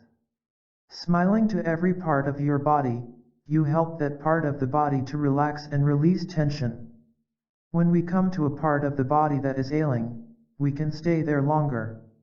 We should spend more time recognizing and embracing that part of our body with the energy of mindfulness.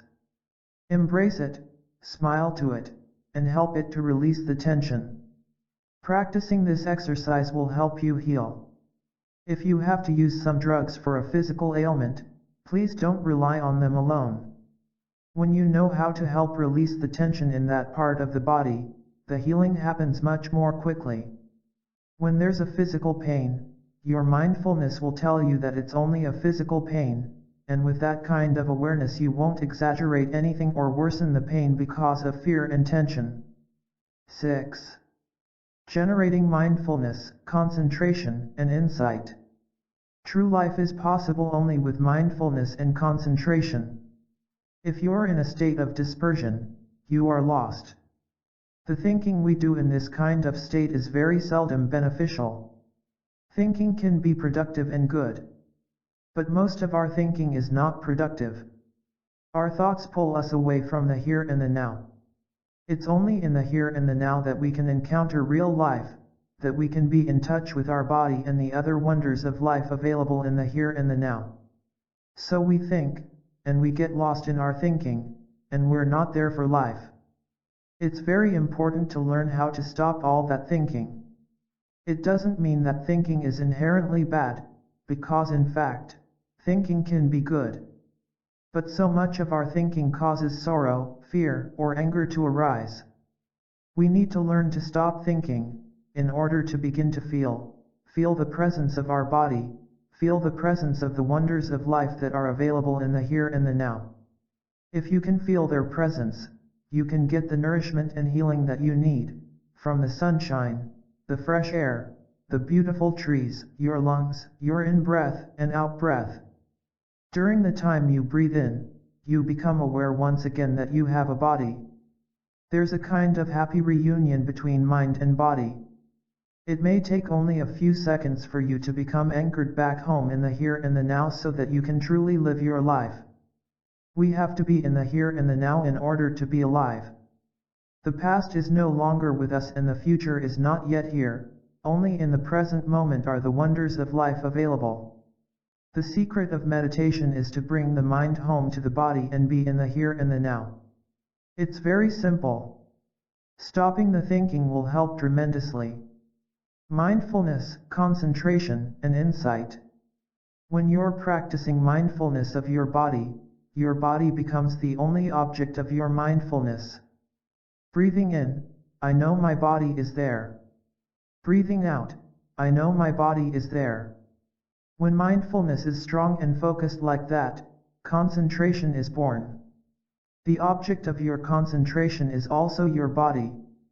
When mindfulness and concentration are powerful enough, you can make a breakthrough into reality, and you get insight, realization, and you discover things.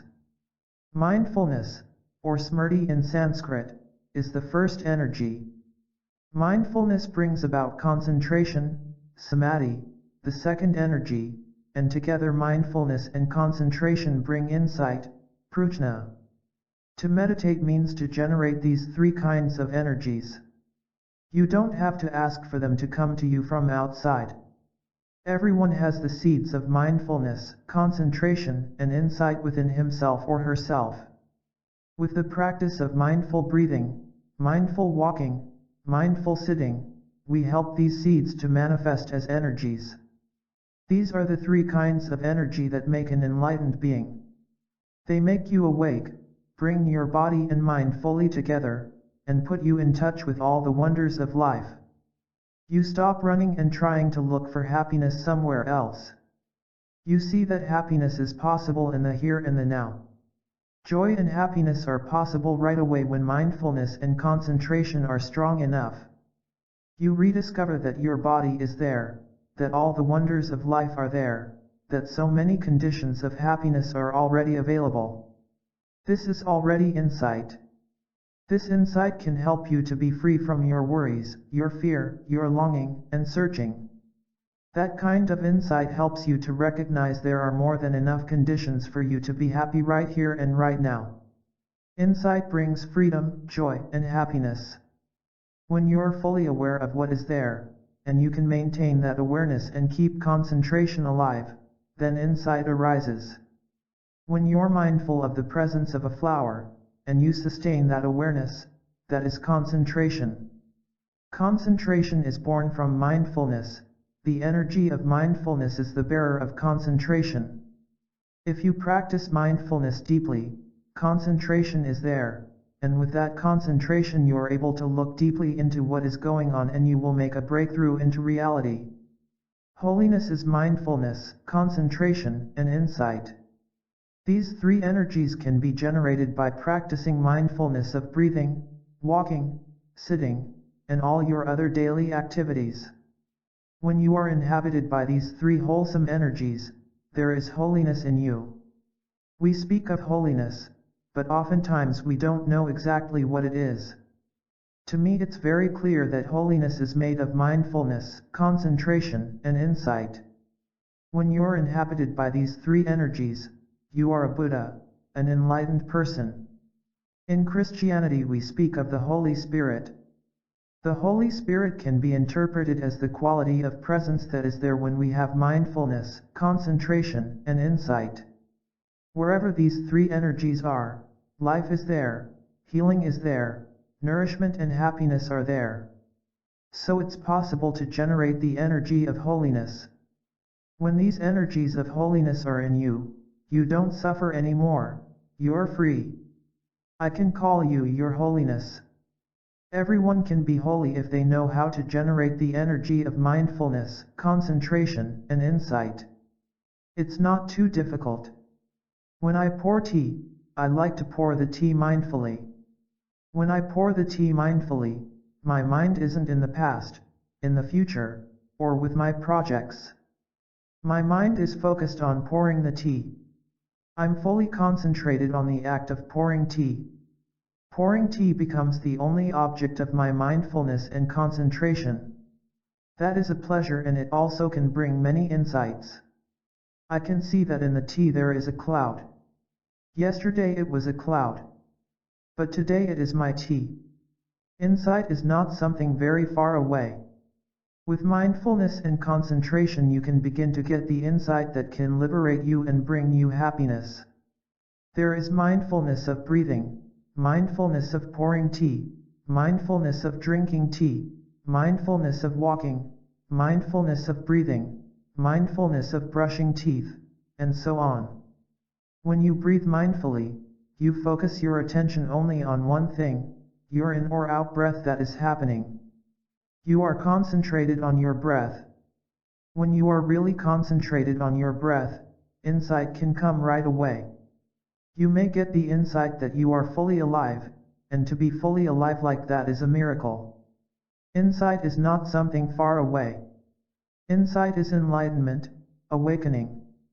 You're enlightened about the fact that you are alive. You wake up once again to the miraculous reality that you are there, still alive. There are many insights that can happen while you breathe in mindfully. You breathe in and you realize that your legs are still strong enough for you to walk, jump, and run. There are those of us who can no longer walk. When I practice walking, I'm very happy and grateful that I can still walk. Many of my friends from my generation can't walk anymore. But I'm still capable of using my feet and walking with my friends. Just walking can bring a lot of happiness. Thanks to mindfulness, concentration, and insight, every step can generate the energy of joy and happiness. That is meditation. Bringing your mind home to your body, establishing yourself in the present moment and touching the wonders of life makes joy, happiness, and freedom possible in the here and the now.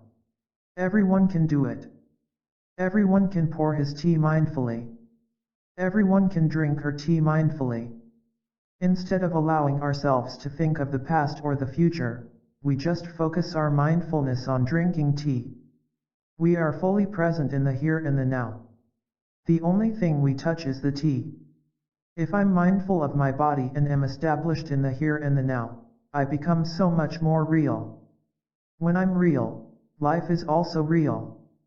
The tea I'm holding in my hands is real. It's because I'm real that the tea becomes real. The encounter between the tea and me is real, that's real life. If you're possessed by fear, anger, or ruminative thinking, you're not truly there and your tea is not truly there. It's not true life. Generating the energy of mindfulness is the basic practice. The energy of mindfulness makes things real and alive. The practices of mindful walking, mindful sitting, and mindful breathing help generate the energy of mindfulness and are the basic practice. You can take a shower in mindfulness and enjoy the entire time of taking a shower. When you prepare your breakfast, if you allow mindfulness to be there in every moment, you can enjoy making breakfast and it can be a time of genuine happiness. Every moment of making breakfast can be a delight. When you wash the dishes you can wash the same way, breathing in, feeling your aliveness, standing at the sink and recognizing that the water is flowing. Water has come from far away into your kitchen. Getting in touch with water and washing each plate and bowl in mindfulness can be a joy. You don't need to hurry to finish washing dishes. You can enjoy washing your dishes. Washing dishes in this way is just as profound and holy as doing sitting meditation or walking meditation. When you go to the toilet, you may choose to urinate in mindfulness. You take the time and enjoy urinating. Why hurry? This time is given to us to live. It can be a very pleasant moment. Happiness and freedom are possible during the time you urinate. You don't want to do it in a hurry so that you can go off and do other things. This is why in meditation centers we put a flower pot in the toilet room, to remind us that this is also a meditation hall. Enjoy the time when you take your shower. Enjoy the time when you prepare your breakfast. Enjoy the time when you urinate or defecate. It can be very pleasant. When you brush your teeth, brush in a way that makes freedom and joy possible. You have 2 or 3 minutes of toothbrushing. Make them into a happy moment of life. If you can be happy during the time of brushing your teeth, then buttoning up your jacket can also be a joy. Every moment of your daily life can be a happy moment if you know how to allow mindfulness and concentration to be present. With mindfulness and concentration, we can enjoy every moment that is given us to live. That is the art of living. Freedom from the past and future. We need freedom. But freedom from what? We need freedom from our sorrow and regret concerning the past. The past may have become a prison we can't escape from. Mindfulness helps us get out of the prison of the past and to be here now with the present moment. The future can also be a prison. Many of us are afraid, uncertain, and anxious about the future. The future has become a prison to us. We have to get out of that prison. Breathing in, bringing the mind home to the body and coming back to the present moment is already liberation. The 3 kinds of energies of mindfulness, concentration, and insight are agents of liberation. They can help us to be free. True happiness is not possible without freedom. We have to learn the habit of being free. When we sit as a free person, light, happy, enjoying our body and the time of sitting. When we walk like a free person. We don't allow the past, the future, our projects, or our fear to get hold of us. We are free. We relish every step. Every step is freedom. Every step is nourishment. Every step is healing. Every step is joy. We can borrow from the collective energy of the group that is walking mindfully with us. We flow like a river. Walking like that is a celebration of life. Every step is a celebration. We arrive in the here and the now. We arrive in the kingdom of God, in the pure land of the Buddha with every step. You are a bell of mindfulness. When I see you established in the present moment, walking with ease, mindfully and happily, I know that you are in the kingdom of God, in the pure land of the Buddha, and I am inspired to walk like you. I breathe in and I'm aware of my in-breath. I make a step and I'm aware that I'm alive. I touch the beautiful Bodhisattva, the great earth, and I also arrive in the pure land of the Buddha, the kingdom of God. So your practice is very helpful. You just walk mindfully and breathe mindfully, and all of us will benefit from your practice. You're a bell of mindfulness. You remind us to come home to the here and the now and become alive again. You may think you are not doing anything for us, but that's not true. You're walking mindfully, enjoying every step, and you're generating the energy of joy and happiness in yourself. You are helping us. We need people like you, happy people, free people, joyful people. When we see you walking like that, we want to do like you. Collective energy of practice. When we practice together as a group, we generate a collective energy of mindfulness and peace that can help heal and nourish us and our children. Practicing together, we have the opportunity to produce the powerful, collective energy of mindfulness, compassion, concentration, insight, and joy that can help change the world. We don't need more money, fame, or wealth in order to be happy. Just generating these three kinds of energies, we can create freedom and happiness for ourselves and for many people around us.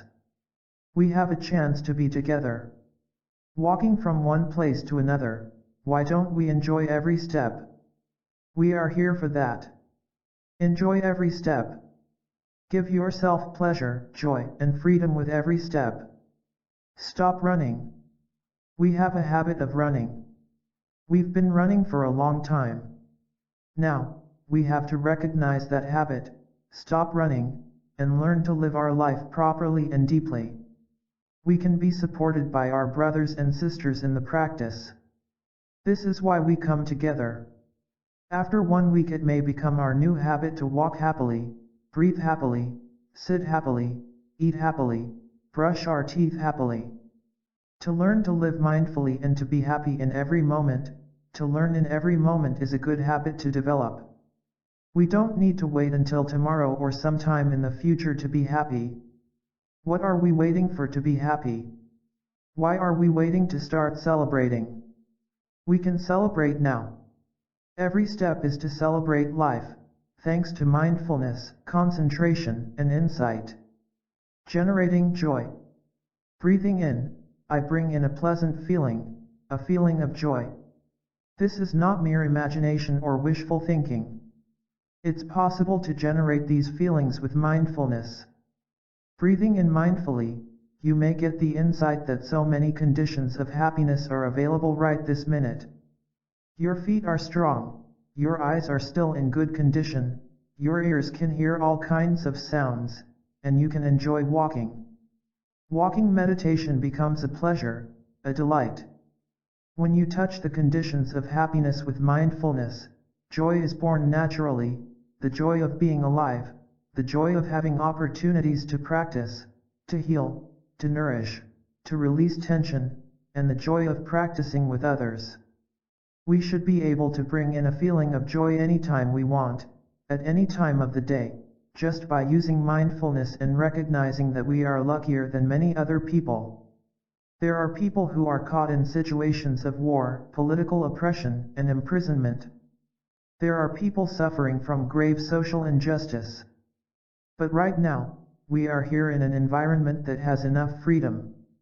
We have fresh air, we have a place to walk, a place to sit, we have something to eat, we don't have to walk 10 miles to fetch water to drink. There are many conditions of happiness available. We overlook them. We take them for granted. We don't treasure them. Mindfulness helps us to recognize them and cherish them. With that kind of attention, that kind of mindfulness, we can produce joy, and with that mindfulness and joy, we can help others to wake up and realize that they are lucky also. Darling, don't you see that we are very lucky? Producing a feeling of joy is possible at any moment. Producing happiness. In my tradition, we see there's a little bit of difference between joy and happiness. In the experience of joy, there is some excitement involved. But in tasting happiness, you feel more calm, more contented. If you are very thirsty and there's nothing for you to drink, you suffer. Then if suddenly you hear someone say, somebody is getting you a bottle of water, just hearing that, you have joy in the anticipation, even though you are not drinking the water yet. But once you are actually drinking the water, you experience happiness. With practice, we can always bring in a feeling of joy or happiness at any time. One aspect of meditation is developing the capacity to generate the energy of joy and happiness for our nourishment. We don't need more money, power, or fame to be happier with life. There are many people who have plenty of these things but are not truly happy. When we have freedom, insight, mindfulness, concentration, we can be happy right here and right now. Just sitting, just breathing, just taking a shower, just brushing our teeth, just walking, doing these things with mindful appreciation can be a lot of happiness already. Part of practicing well is knowing how to produce joy and happiness and keep them alive as long as we wish. Practicing with others. It's easier when we can practice with friends on the path. We can create a collective body when we practice full body meditation together. When we hear the sound of the meditation bell, for example, we know everyone is breathing, going back to themselves, and creating the energy of mindfulness. The collective energy of mindfulness is very powerful, very effective, and transformative. We can benefit from that energy and use it to help embrace our pain and our suffering. In Vietnam there's a saying, when you eat rice, you need to have soup. When you practice, you have to have friends. Practice, taking refuge. Taking refuge is the recognition and the determination to go in the direction of what is beautiful, good, and true. Taking refuge is also to be in touch with our capacity to love, understand, and see clearly. When we find ourselves in dangerous or difficult situations, or when we feel like we are losing ourselves, we can practice taking refuge. Instead of panicking or giving ourselves up to despair, we can put our trust in the power of self-healing, self-understanding, and loving within us. We call this the island within ourselves in which we can take refuge. It is an island of peace, confidence, solidity, love, and freedom.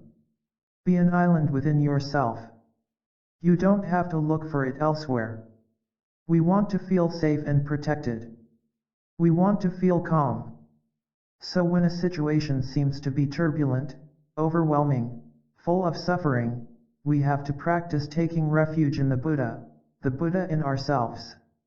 Each of us has the seed of Buddhahood, the capacity for being calm, understanding, compassionate, and for taking refuge in the island of safety within us so we can maintain our humanness, our peace, our hope. Practicing like this, we become an island of peace and compassion, and we may inspire others to do the same. We are like a boat crossing the ocean. If the boat encounters a storm and everyone panics, the boat will turn over. If there is one person in the boat who can remain calm, that person can inspire other people to be calm. Then there will be hope for the whole boatload. Who is that person who can stay calm in the situation of distress? Each of us is that person. We count on each other. Use this gatha to return to yourself, wherever you are. Breathing in, I go back to the island within myself. There are beautiful trees within the island. There are cool streams of water, there are birds, sunshine, and fresh air. Breathing out, I feel safe. 7. Steady in the storm. If you have an unpleasant feeling, a feeling of sadness, fear, worry, or despair, you may think you don't have the capacity to return home to be in touch with that emotion, to manage and embrace it.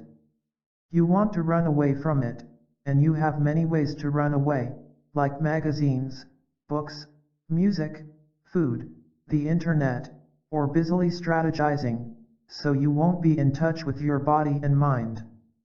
Mind and body are alienated from each other, and this makes us sick. When some catastrophe happens, when you have a painful feeling in your body, when something isn't going well, when you have a strong emotion, mindfulness will help you to be aware of it, and you will be able to do something to soothe and calm that pain.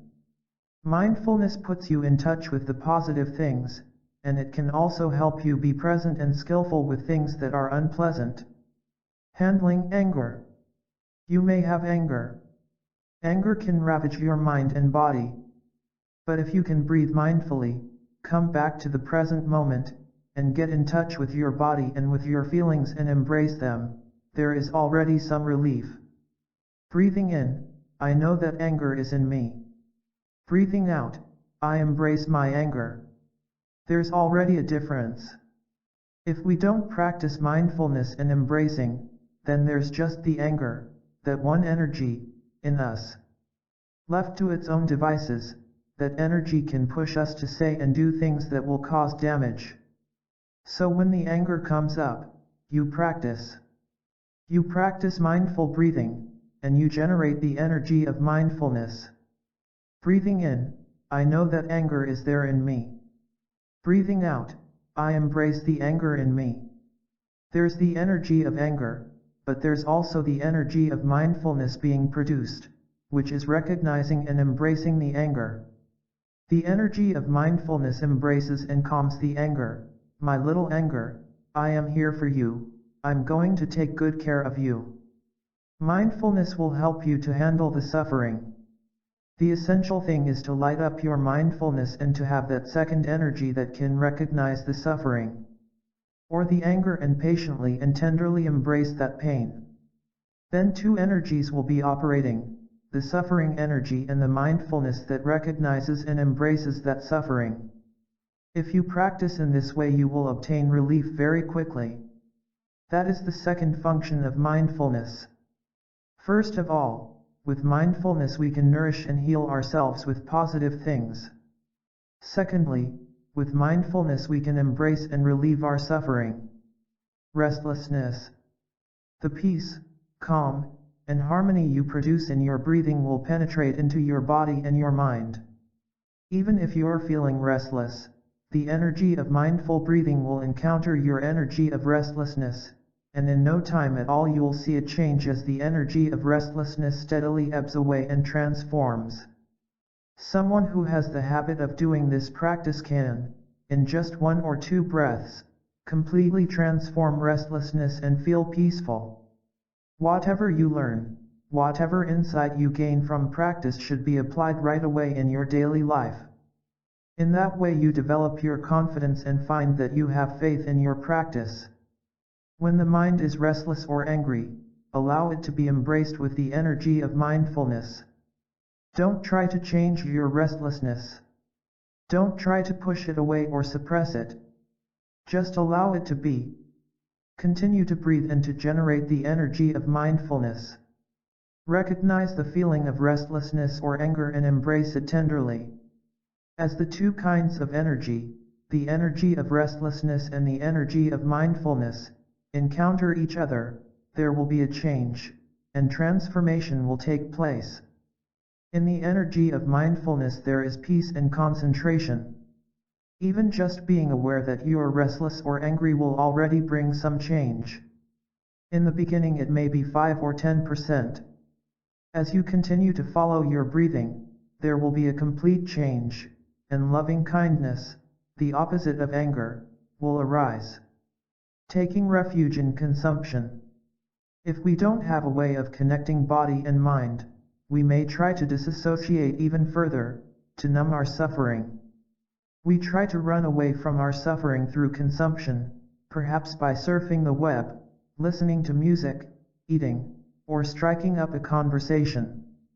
When you're sad, angry, or lonely, and you don't know how to take care of your sadness, your loneliness, your anger, you may go open the refrigerator and take out something to eat even though you are not hungry and you don't need it. You eat to forget your suffering, because you don't know how to handle it. We may seek to cover up our suffering by reading the newspaper, magazines, or books, watching television, and so on. We're running away from our suffering. That is what we tend to do. We don't have the courage to come back home to ourselves and take care of our suffering. In the practice of mindfulness we do the opposite. We practice mindful walking, we practice mindful breathing to generate the energy of mindfulness and concentration. With that kind of energy we go home to our fear, and we say, "My dear suffering, my dear despair and anger, I know you are there. I am home, I'm here to take care of you." We can learn how to handle a painful feeling, a painful emotion whenever it begins to manifest. We have to come home and tell the pain in us. Breathing in, "I know you are there, my pain." Breathing out, "I will take good care of you." You're not running away. You're coming back home to take care of your pain. If you need to, you can ask a few brothers and sisters to support you by producing the collective energy of mindfulness to help you recognize and embrace your pain. Using the energy of mindfulness, we can acknowledge and be there for the pain, the sorrow, the fear inside us. When suffering arises, we need to know how to deal with it. We shouldn't let it overwhelm us. We can use mindfulness.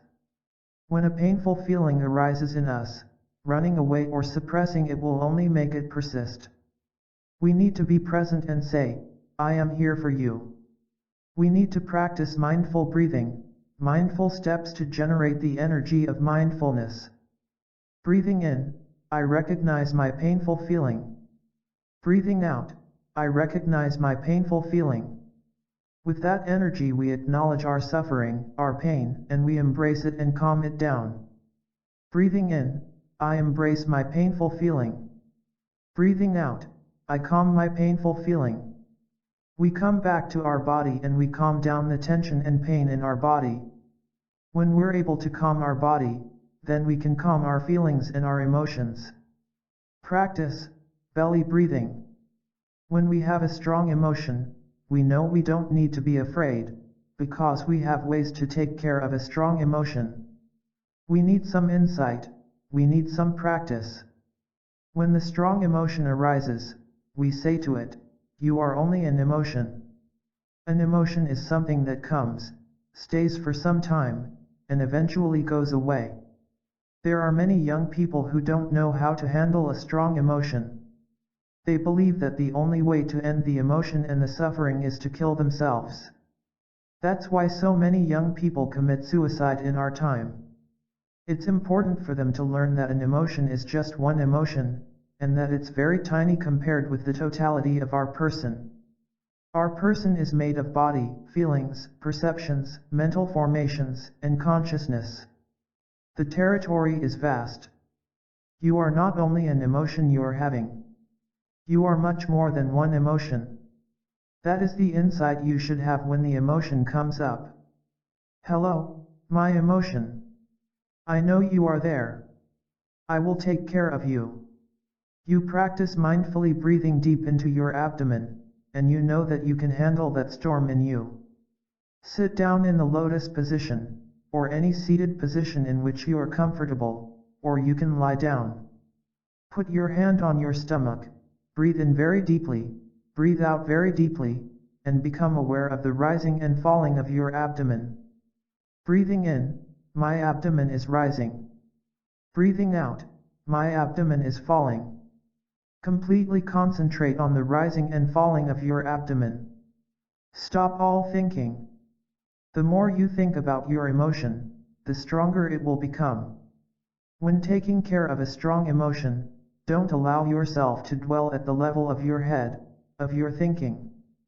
Bring your awareness down to your abdomen, just below the navel. Become aware only of the rising and falling of your abdomen. Stick to this, and you will be safe. It's like a tree standing in a storm. When you look at the top of the tree, you see that the upper branches and leaves are swaying violently back and forth in the wind. You may have the impression that the tree is going to be broken or blown away. But when you direct your attention to the trunk of the tree, you see that part of the tree is not swaying, you see that the tree is firmly and deeply rooted, and you have a different feeling. You know the tree is going to withstand the storm. When there's an emotional storm going on inside you, don't get stuck up there in your head where thoughts are racing through. Stop the thinking. Go down and embrace the trunk of your body, down at the level of the abdomen.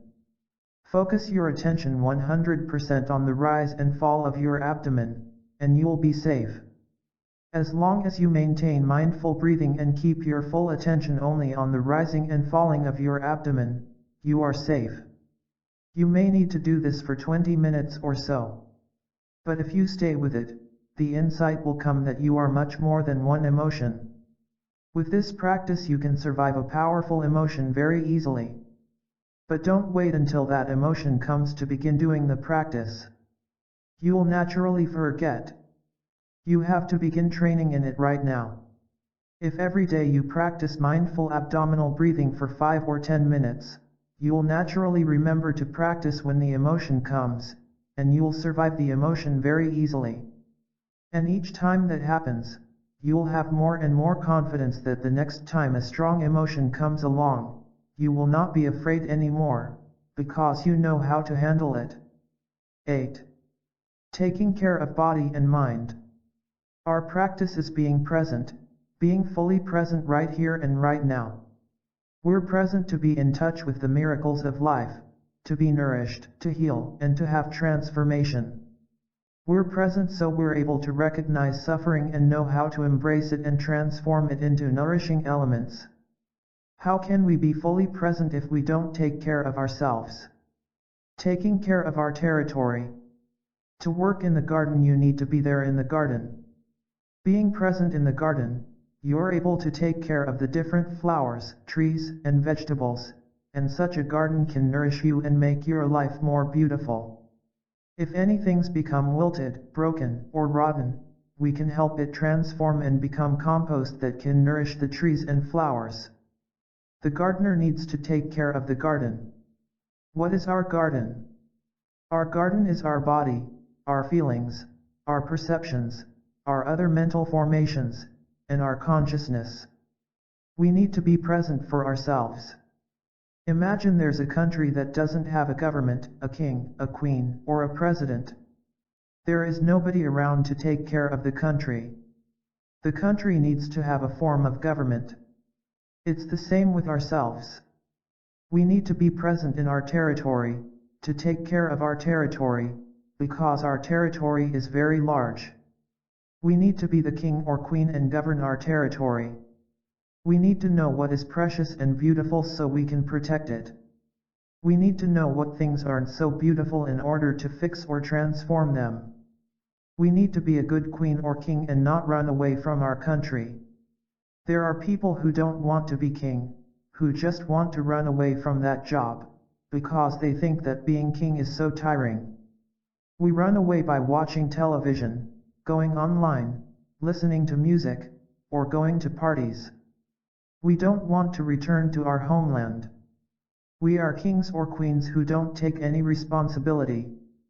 We need to become aware of our responsibility, to recognize that we need to be the sovereign, return to our territory, and take care of it. We can learn the best ways to take care of our territory. Practicing mindfulness means we know how to do it. The Sutra on the Full Awareness of Breathing shows us all the essential methods with the 16 exercises of mindful breathing. Coming back to the body and taking care. First of all, we come back to our breathing and practice the first exercise. Breathing in, I know I'm breathing in. Breathing out, I know I'm breathing out. The breath is the royal road that returns us to our body. We come back to our body in order to take care of it, to decrease the stress and pain. We can learn methods for doing this, like total relaxation and following our breathing to calm our body and our feelings. Those are the first things we need to do.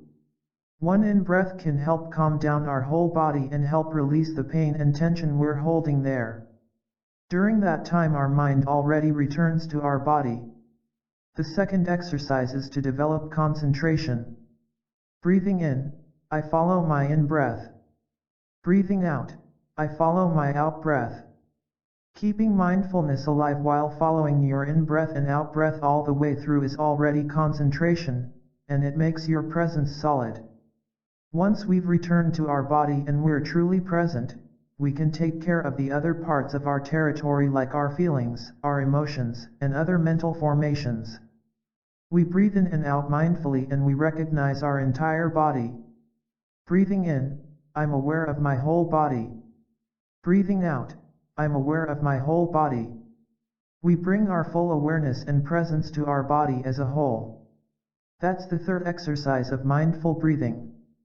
The fourth exercise is breathing in, I release the tension in my body. Breathing out, I release the tension in my body. This is a very concrete practice.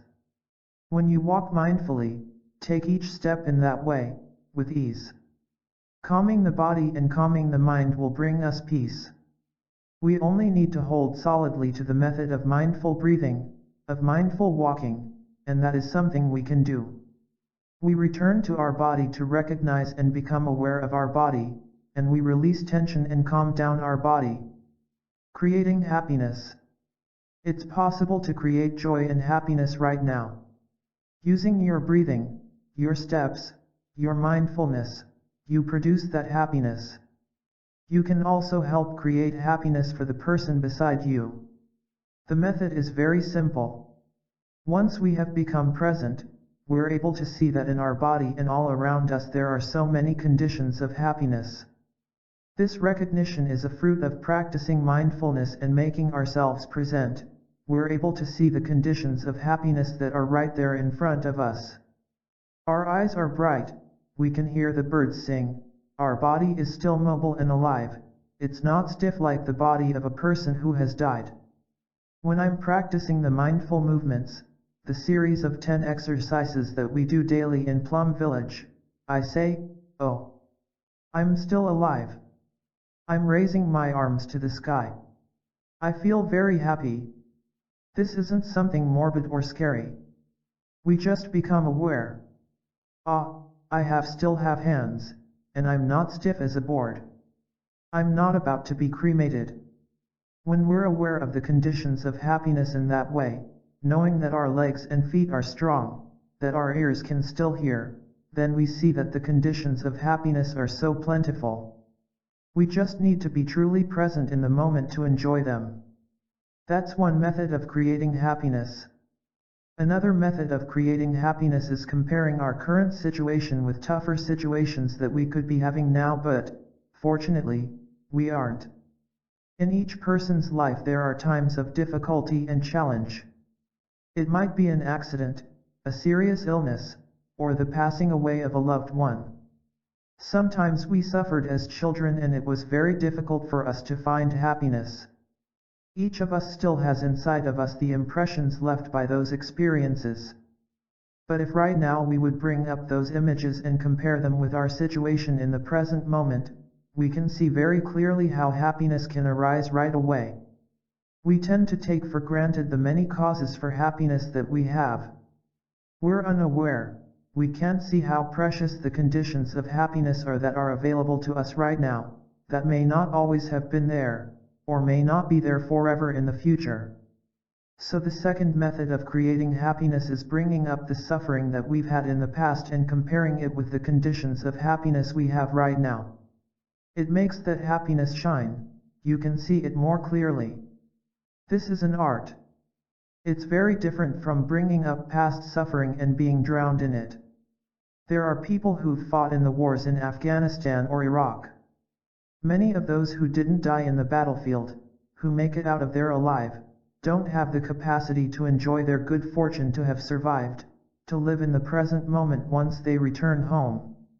They keep returning to the past, getting themselves wrapped up in the memories of the suffering, the pain, and the difficulties that they encountered in the war, and they can't let go.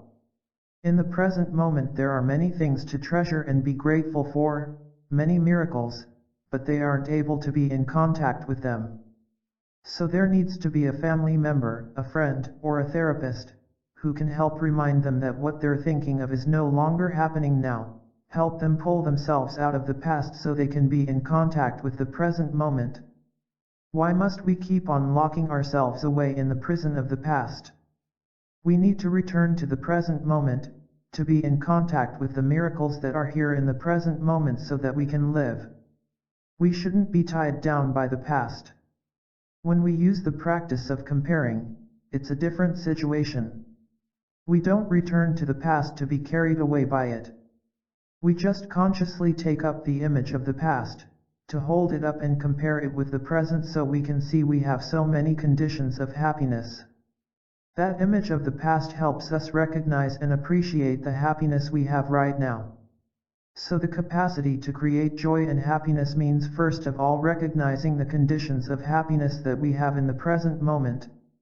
Secondly, it means to compare the past difficulties that we've gone through with the conditions of happiness we have right now.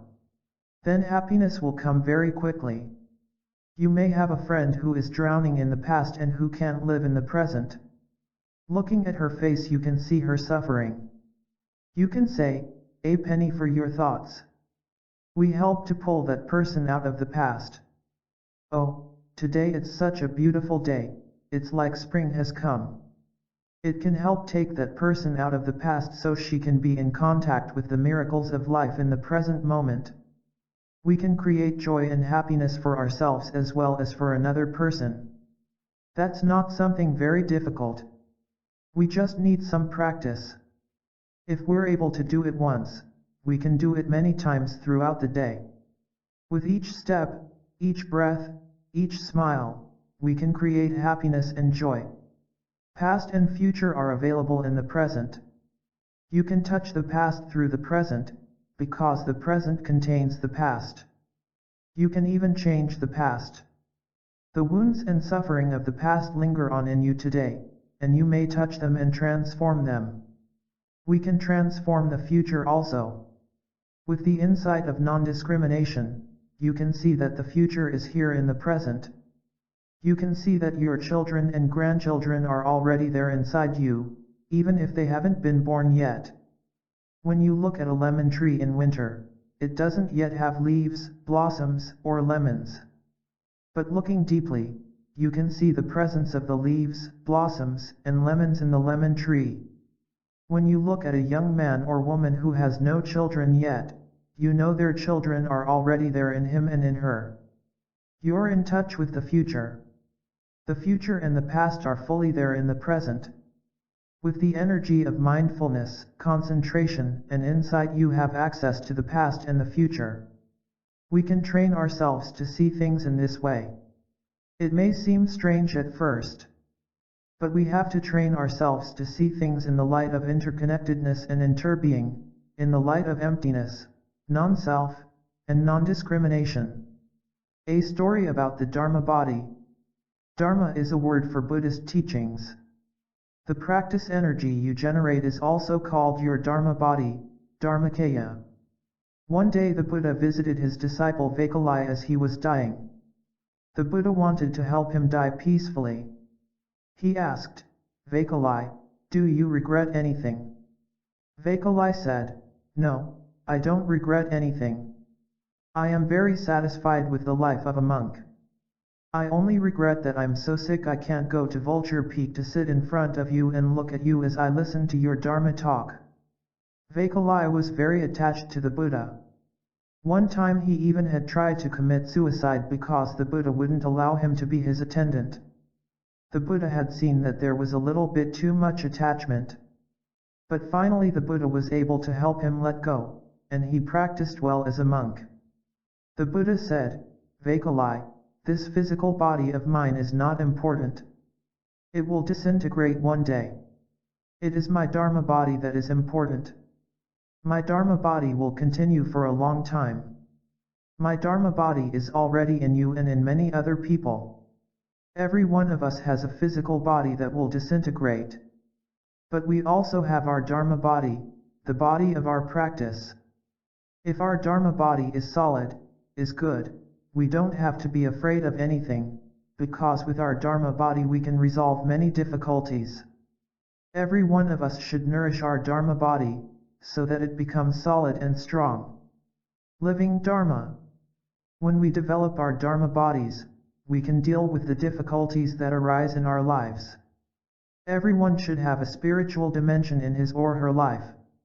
If our Dharma body isn't yet solid enough, we have to try to help it grow. We do this by applying into our daily life the things that we have learned. When we walk in such a way that we can produce joy, happiness, and peace. When we observe, we look in such a way that compassion is there in our look.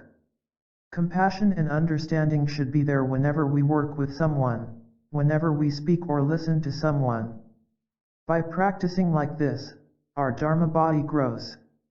We can help each other by nourishing the Dharma body in each other. The Dharma should be the living Dharma. When you breathe in, if your in-breath has mindfulness, concentration, and insight, if your in-breath can produce joy, then that is the living Dharma. You don't say anything, and yet that is the Dharma. You're giving a Dharma talk without any words, because you are breathing in properly and generating peace, joy, and concentration. The living Dharma is different from the spoken Dharma and the written Dharma.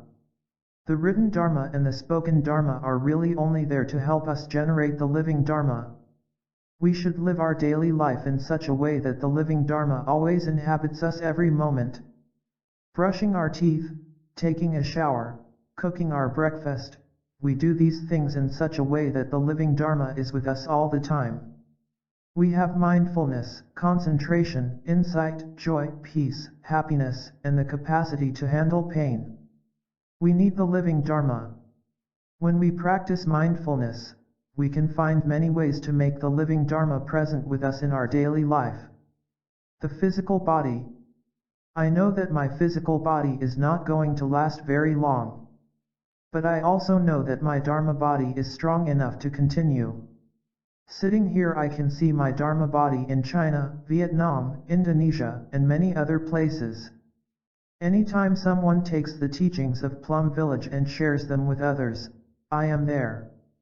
Everywhere, my friends are practicing walking mindfully, breathing mindfully, smiling, and generating joy and peace. So my Dharma body is going to last a very long time. Consider the Dharma body of the Buddha. The Buddha is still here, available. If you want to get in touch with the Buddha, it's easy. Just by breathing in and out mindfully a few times, you can touch the Buddha in the here and the now. Each of us is a cell of a larger communal body, and each of us is at the same time a cell of the Buddha body. It's wonderful to be a cell in the body of the Buddha. You don't have to go out looking for the Buddha anywhere else. You're already a cell in the Buddha body. Rejoice. Practice, touching the earth. The practice of touching the earth, also known as bowing deeply or prostrating, helps us return to the earth and to our roots, and to recognize that we are not alone but connected to a whole stream of spiritual and blood ancestors. We touch the earth to let go of the idea that we are separate and to remind us that we are the earth and part of life. When we touch the earth we become small, with the humility and simplicity of a young child.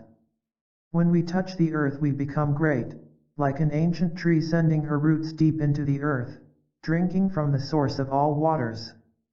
When we touch the earth, we breathe in all the strength and stability of the earth, and breathe out our suffering, our feelings of anger, hatred, fear, inadequacy, and grief.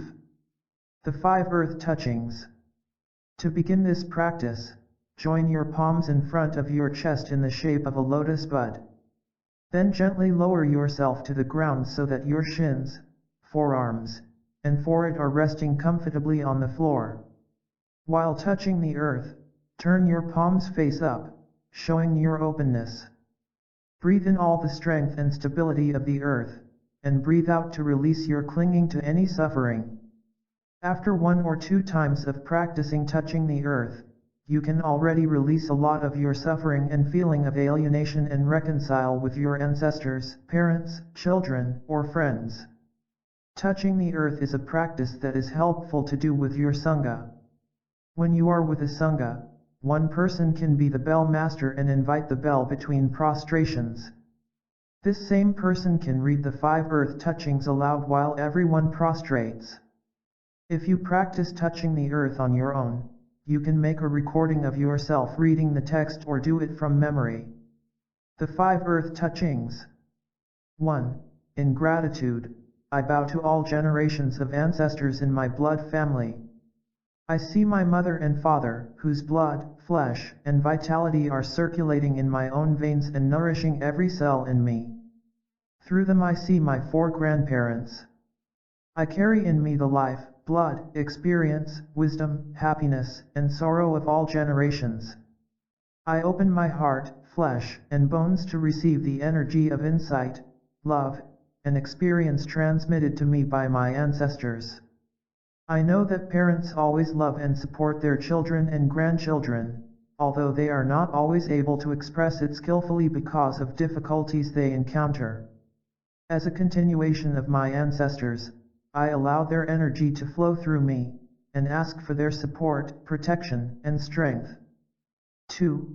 In gratitude, I bow to all generations of ancestors in my spiritual family. I see in myself my teachers, the ones who show me the way of love and understanding, the way to breathe, smile, forgive, and live deeply in the present moment.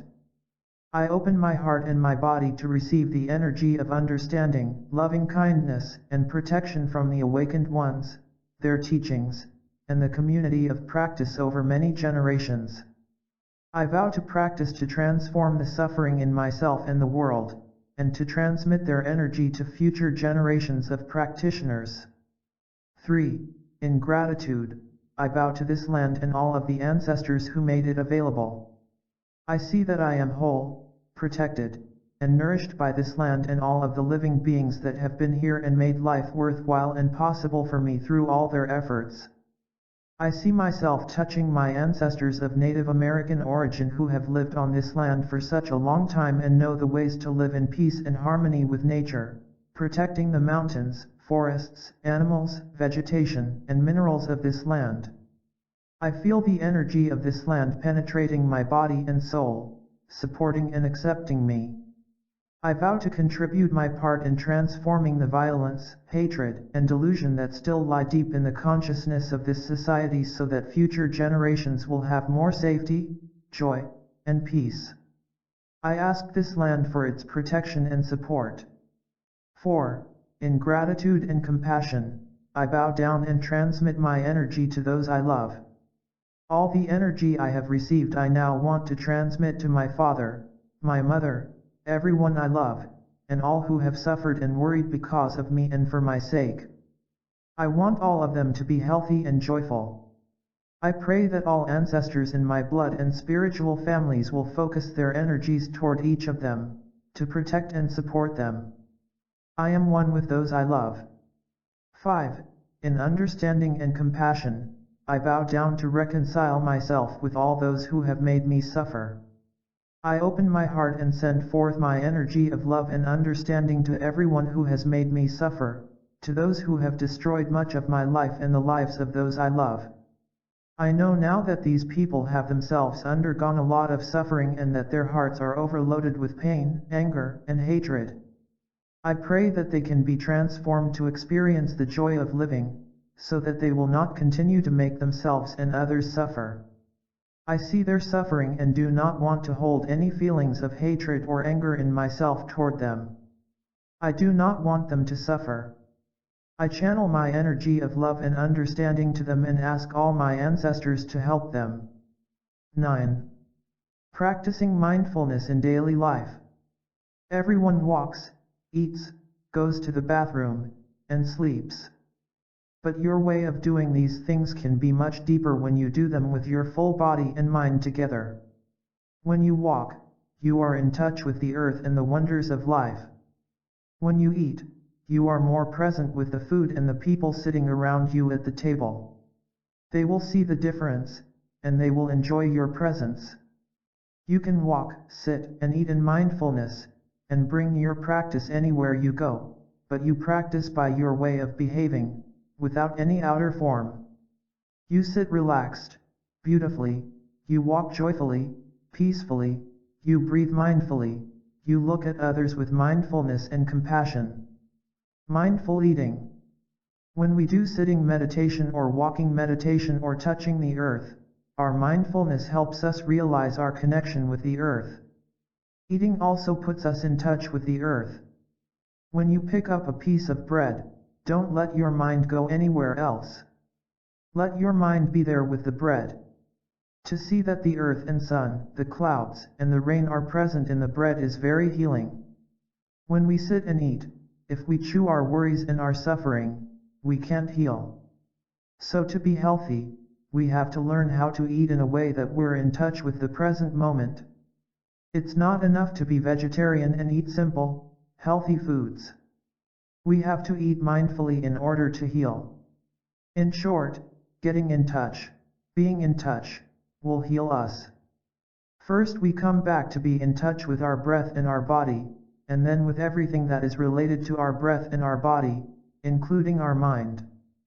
You put a piece of bread or some rice into your mouth, and then you need to have some mindfulness. Here I am putting some bread in my mouth. Your mind should not be somewhere else. When you put bread in your mouth but you are thinking ahead to your job, that isn't eating mindfully. Seeing the piece of bread deeply, putting the piece of bread into your mouth, and paying attention to the bread, that is mindfulness. In a very short time you see deeper. You see the bread, the wheat, and the wonderful wheat field. A lot of work went into putting that bread into your hands. With just a little bit of mindfulness, you see that the bread isn't coming out of nothing. Bread comes from wheat fields, the sunshine, the hard work of harvesting and milling the grain, baking it into loaves, delivering it to the store, and so on. In just an instant, you look at the food and see where it comes from. You just look at the piece of bread, and you see that it comes from that beautiful field, the rain, a lot of work, manure, and so many other wonderful things. In fact, it comes from the whole universe. The whole cosmos contributed in order for this piece of bread to be there in your hand. That is insight. You don't need to work hard to have insight, you just stop letting your mind be carried away by thinking and planning. Your thinking mind stops as you look more deeply into the piece of bread, that is mindfulness. When you look even deeper, that is concentration. Looking deeper, you see that the bread is a real miracle. The wheat field, the flour, the bakery, and finally the piece of bread comes to my plate. In just 1 or 2 seconds you have mindfulness, you have concentration, and you have insight right away. You have insight into the piece of bread you are putting in your mouth.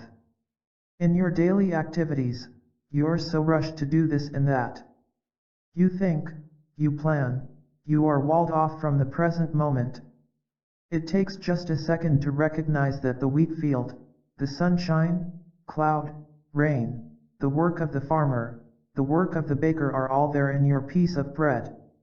When you see that all these messengers of the universe have come to you, you are in touch with them.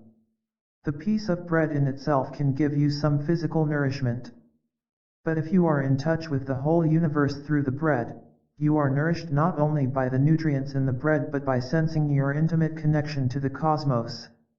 You don't need any particular faith, any religious belief to receive the cosmos in every mouthful you take in, a piece of bread, carrot, string bean, so wonderful.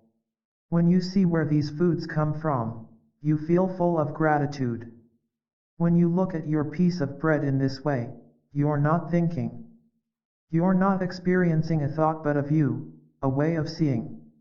When you are present, you are in touch, and you see deeply.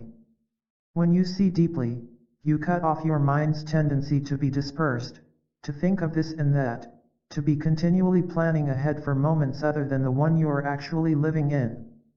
You become more focused, and with this mindfulness and concentration, this ability to be in the moment, to be present with your breath and your food, you see that you are one with your food and with the universe. Be present with your food and with the many things around you. When you eat, don't chew your worries, your anxiety, your planning. If you chew your plans and your worries, you can't be truly grateful for that wonderful presence of the piece of food in your mouth. When you are present with the meal in front of you, please also remember to be present with people sitting around the table with you. Don't close your eyes and only focus on your chewing. Open your eyes, look at people, and smile to them. Mindfulness at work.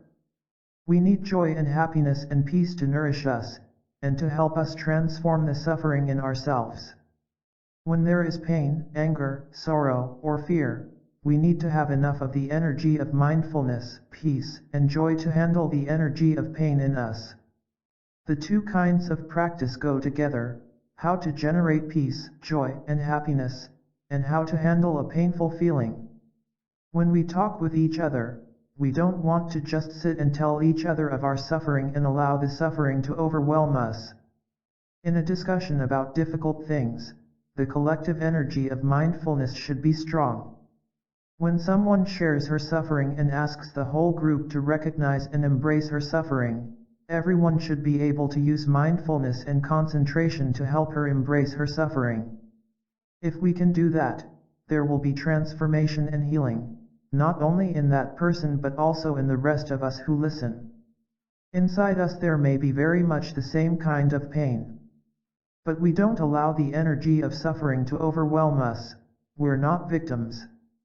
We can generate the energy of mindfulness, concentration, insight, and peace in order to recognize and embrace the pain in the other person and in ourselves. So if you lead a meeting, you should know how to conduct the discussion in such a way that we all learn and transform, even when someone suffers and asks us for help.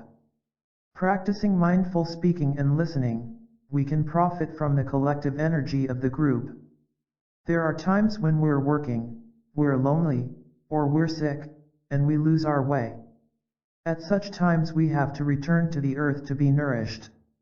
If you work inside a building, taking steps outdoors, if only for a few minutes, can help you touch the earth and get in touch with more of yourself.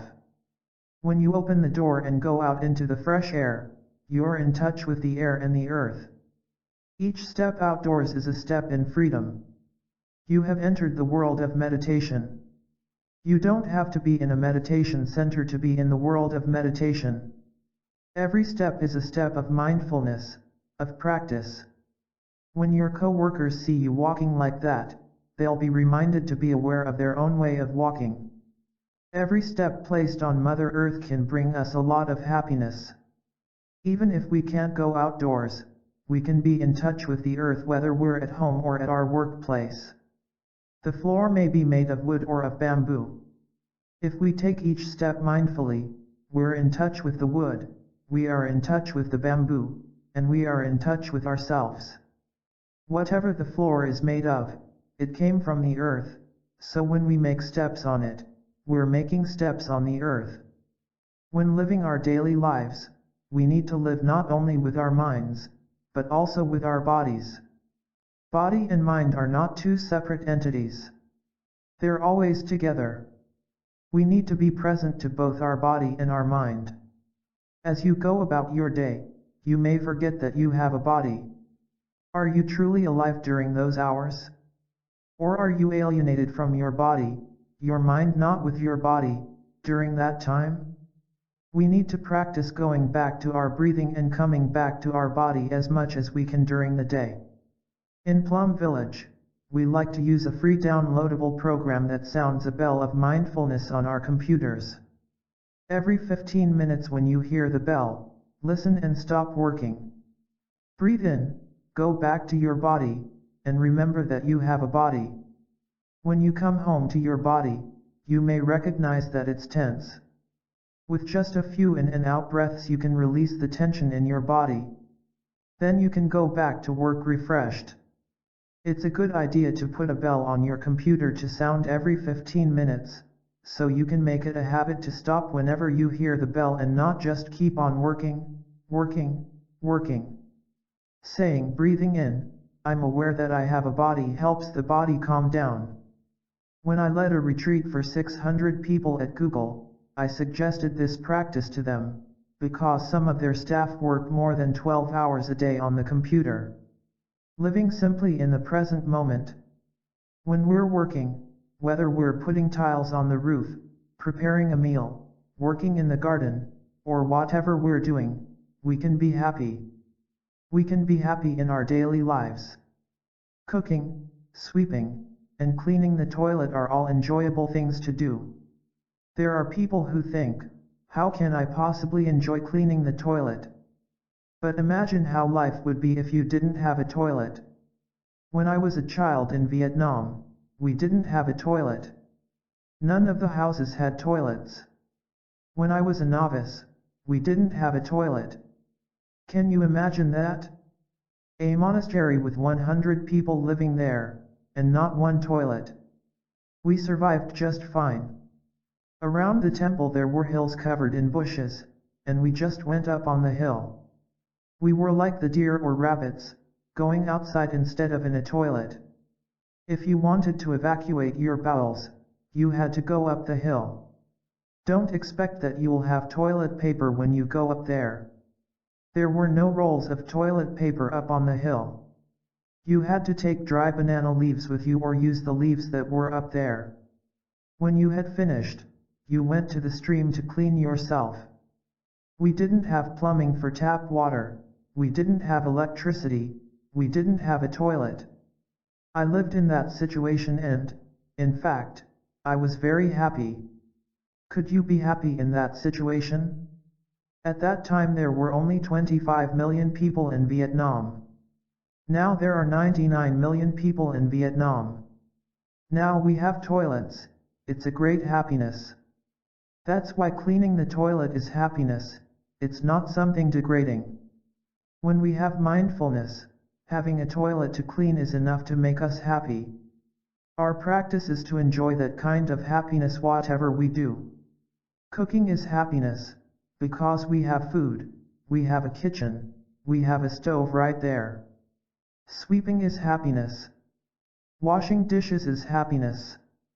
We have the right and the capacity to be happy at every moment. If we can do that, we don't need to stress ourselves by trying to attain anything else. Happiness is in the present moment. Once we had a retreat in New York at which there were a number of retreatants from Quebec. One of them later wrote to me and confessed that he initially tried to get out of the working meditation he'd been assigned. When I first arrived, I was so irritated. I saw that the French-speaking retreatants had been assigned to clean the toilets. So he pretended not to know French, even though he came from Canada and knew French very well. He signed up with one of the English-speaking groups. But he couldn't escape his conscience, and finally he decided to join the toilet cleaning group. While cleaning the toilets, he suddenly realized that it wasn't so bad. The camaraderie in the group was enjoyable and it was actually fun to work together. When you practice mindfulness in your daily life, you can always have happiness. You sit, you can be happy, you walk, you can be happy, you lie down, you can be happy, drinking, you can be happy, cleaning, you can be happy, cooking or washing the clothes is also a source of happiness. Practicing mindfulness is not hard labor. While working, you have joy and happiness.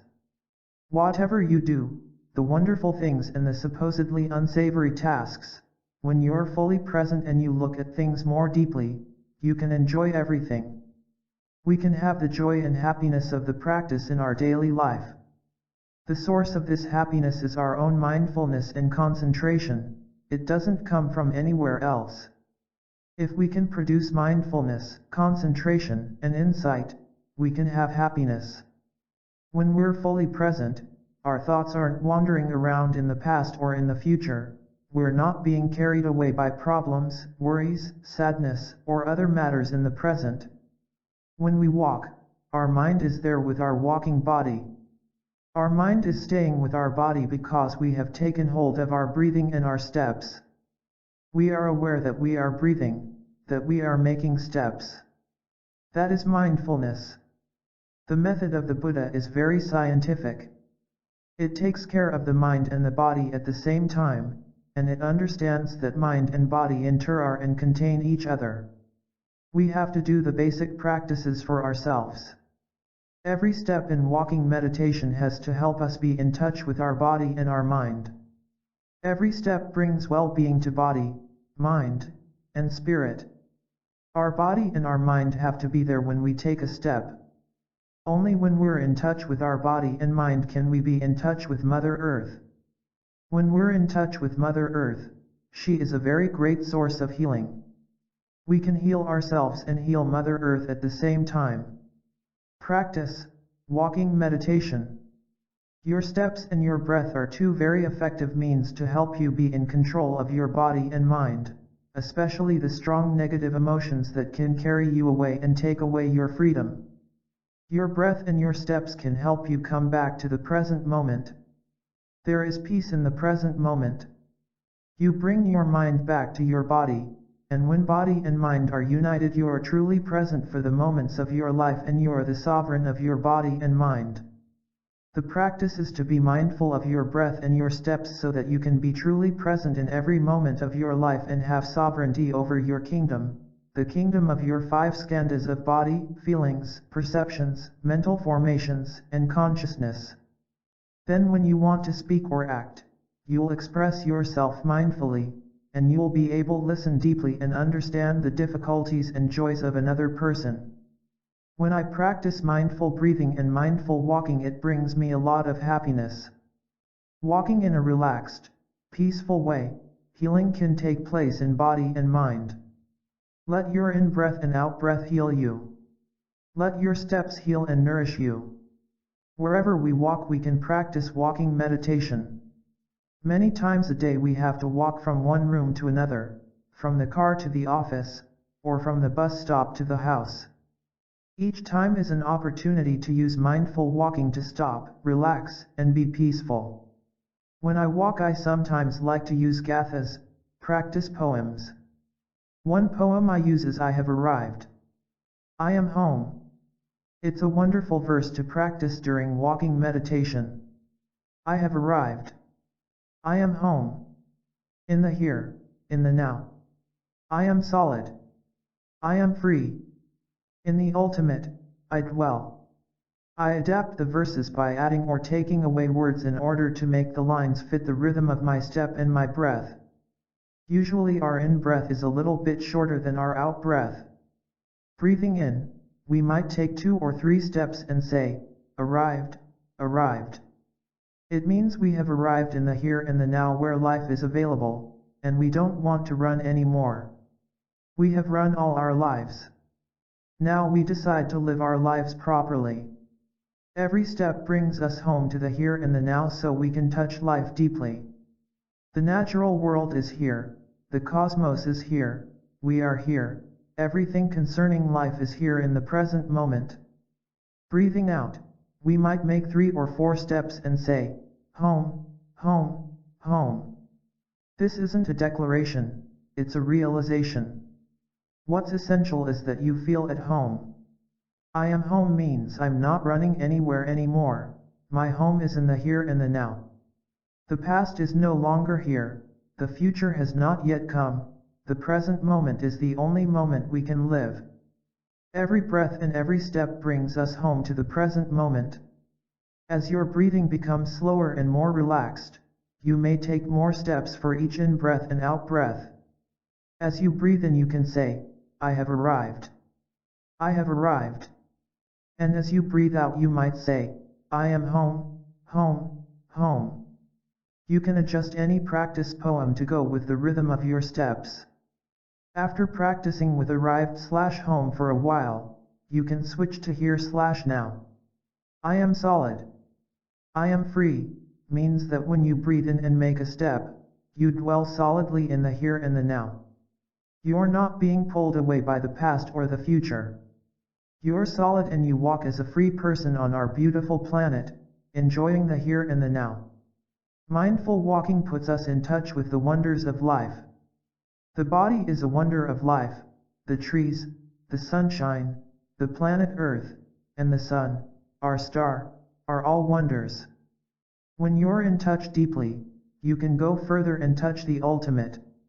In the ultimate, I dwell. Touching the historical dimension deeply, using the energy of mindfulness and concentration, you can touch the ultimate dimension. When you touch one thing with deep awareness, you touch everything. When you touch one moment deeply, you touch all moments. Touching the present moment deeply, you touch the past and the future. When you drink a cup of tea deeply, you touch the present moment and you touch the whole of time. Through meditation, we see that the historical and ultimate dimensions are one. While living in the world of the historical dimension, we can touch the ultimate at the same time. Learning to stay in touch with the ultimate dimension, with nirvana, we feel a great relief. You can use gathas when you do running meditation. Breathing in, you might make 4 steps, and breathing out 5 steps. You can always adjust whatever poem you choose. The main point is to dwell peacefully in the meaning of the poem in the present moment. Don't let your mind go far away, and don't try to be a poet and forget the practice. The practice is to cut the dispersion and dwell in the present moment. When you walk, know that you are walking. Don't think about arriving anywhere. Know that you are putting your feet on the earth. When an irritation arises, simply recognize it and say, "Hello, my irritation, I know you are there." Say hello and goodbye, and come back to your steps. It's also wonderful to do walking meditation with children. They enjoy it very much and they come to know that mindful walking can be a calming refuge when they're upset or overcome by strong emotions. We can take the hand of a child as we walk. The child receives our steadiness and concentration, and we receive the child's innocence and joy in living. The child may want to run ahead from time to time and then come back to rejoin the walk. Whenever I do walking meditation, I'm aware that I don't do it for myself alone. I know that every step I take will profit everyone, my ancestors, my students, my friends, and the world. Whatever you can do for yourself, you're also doing for other people. When you take good care of yourself and reduce the suffering in yourself, you are helping other people. When you're able to generate peace with every step, the whole world profits.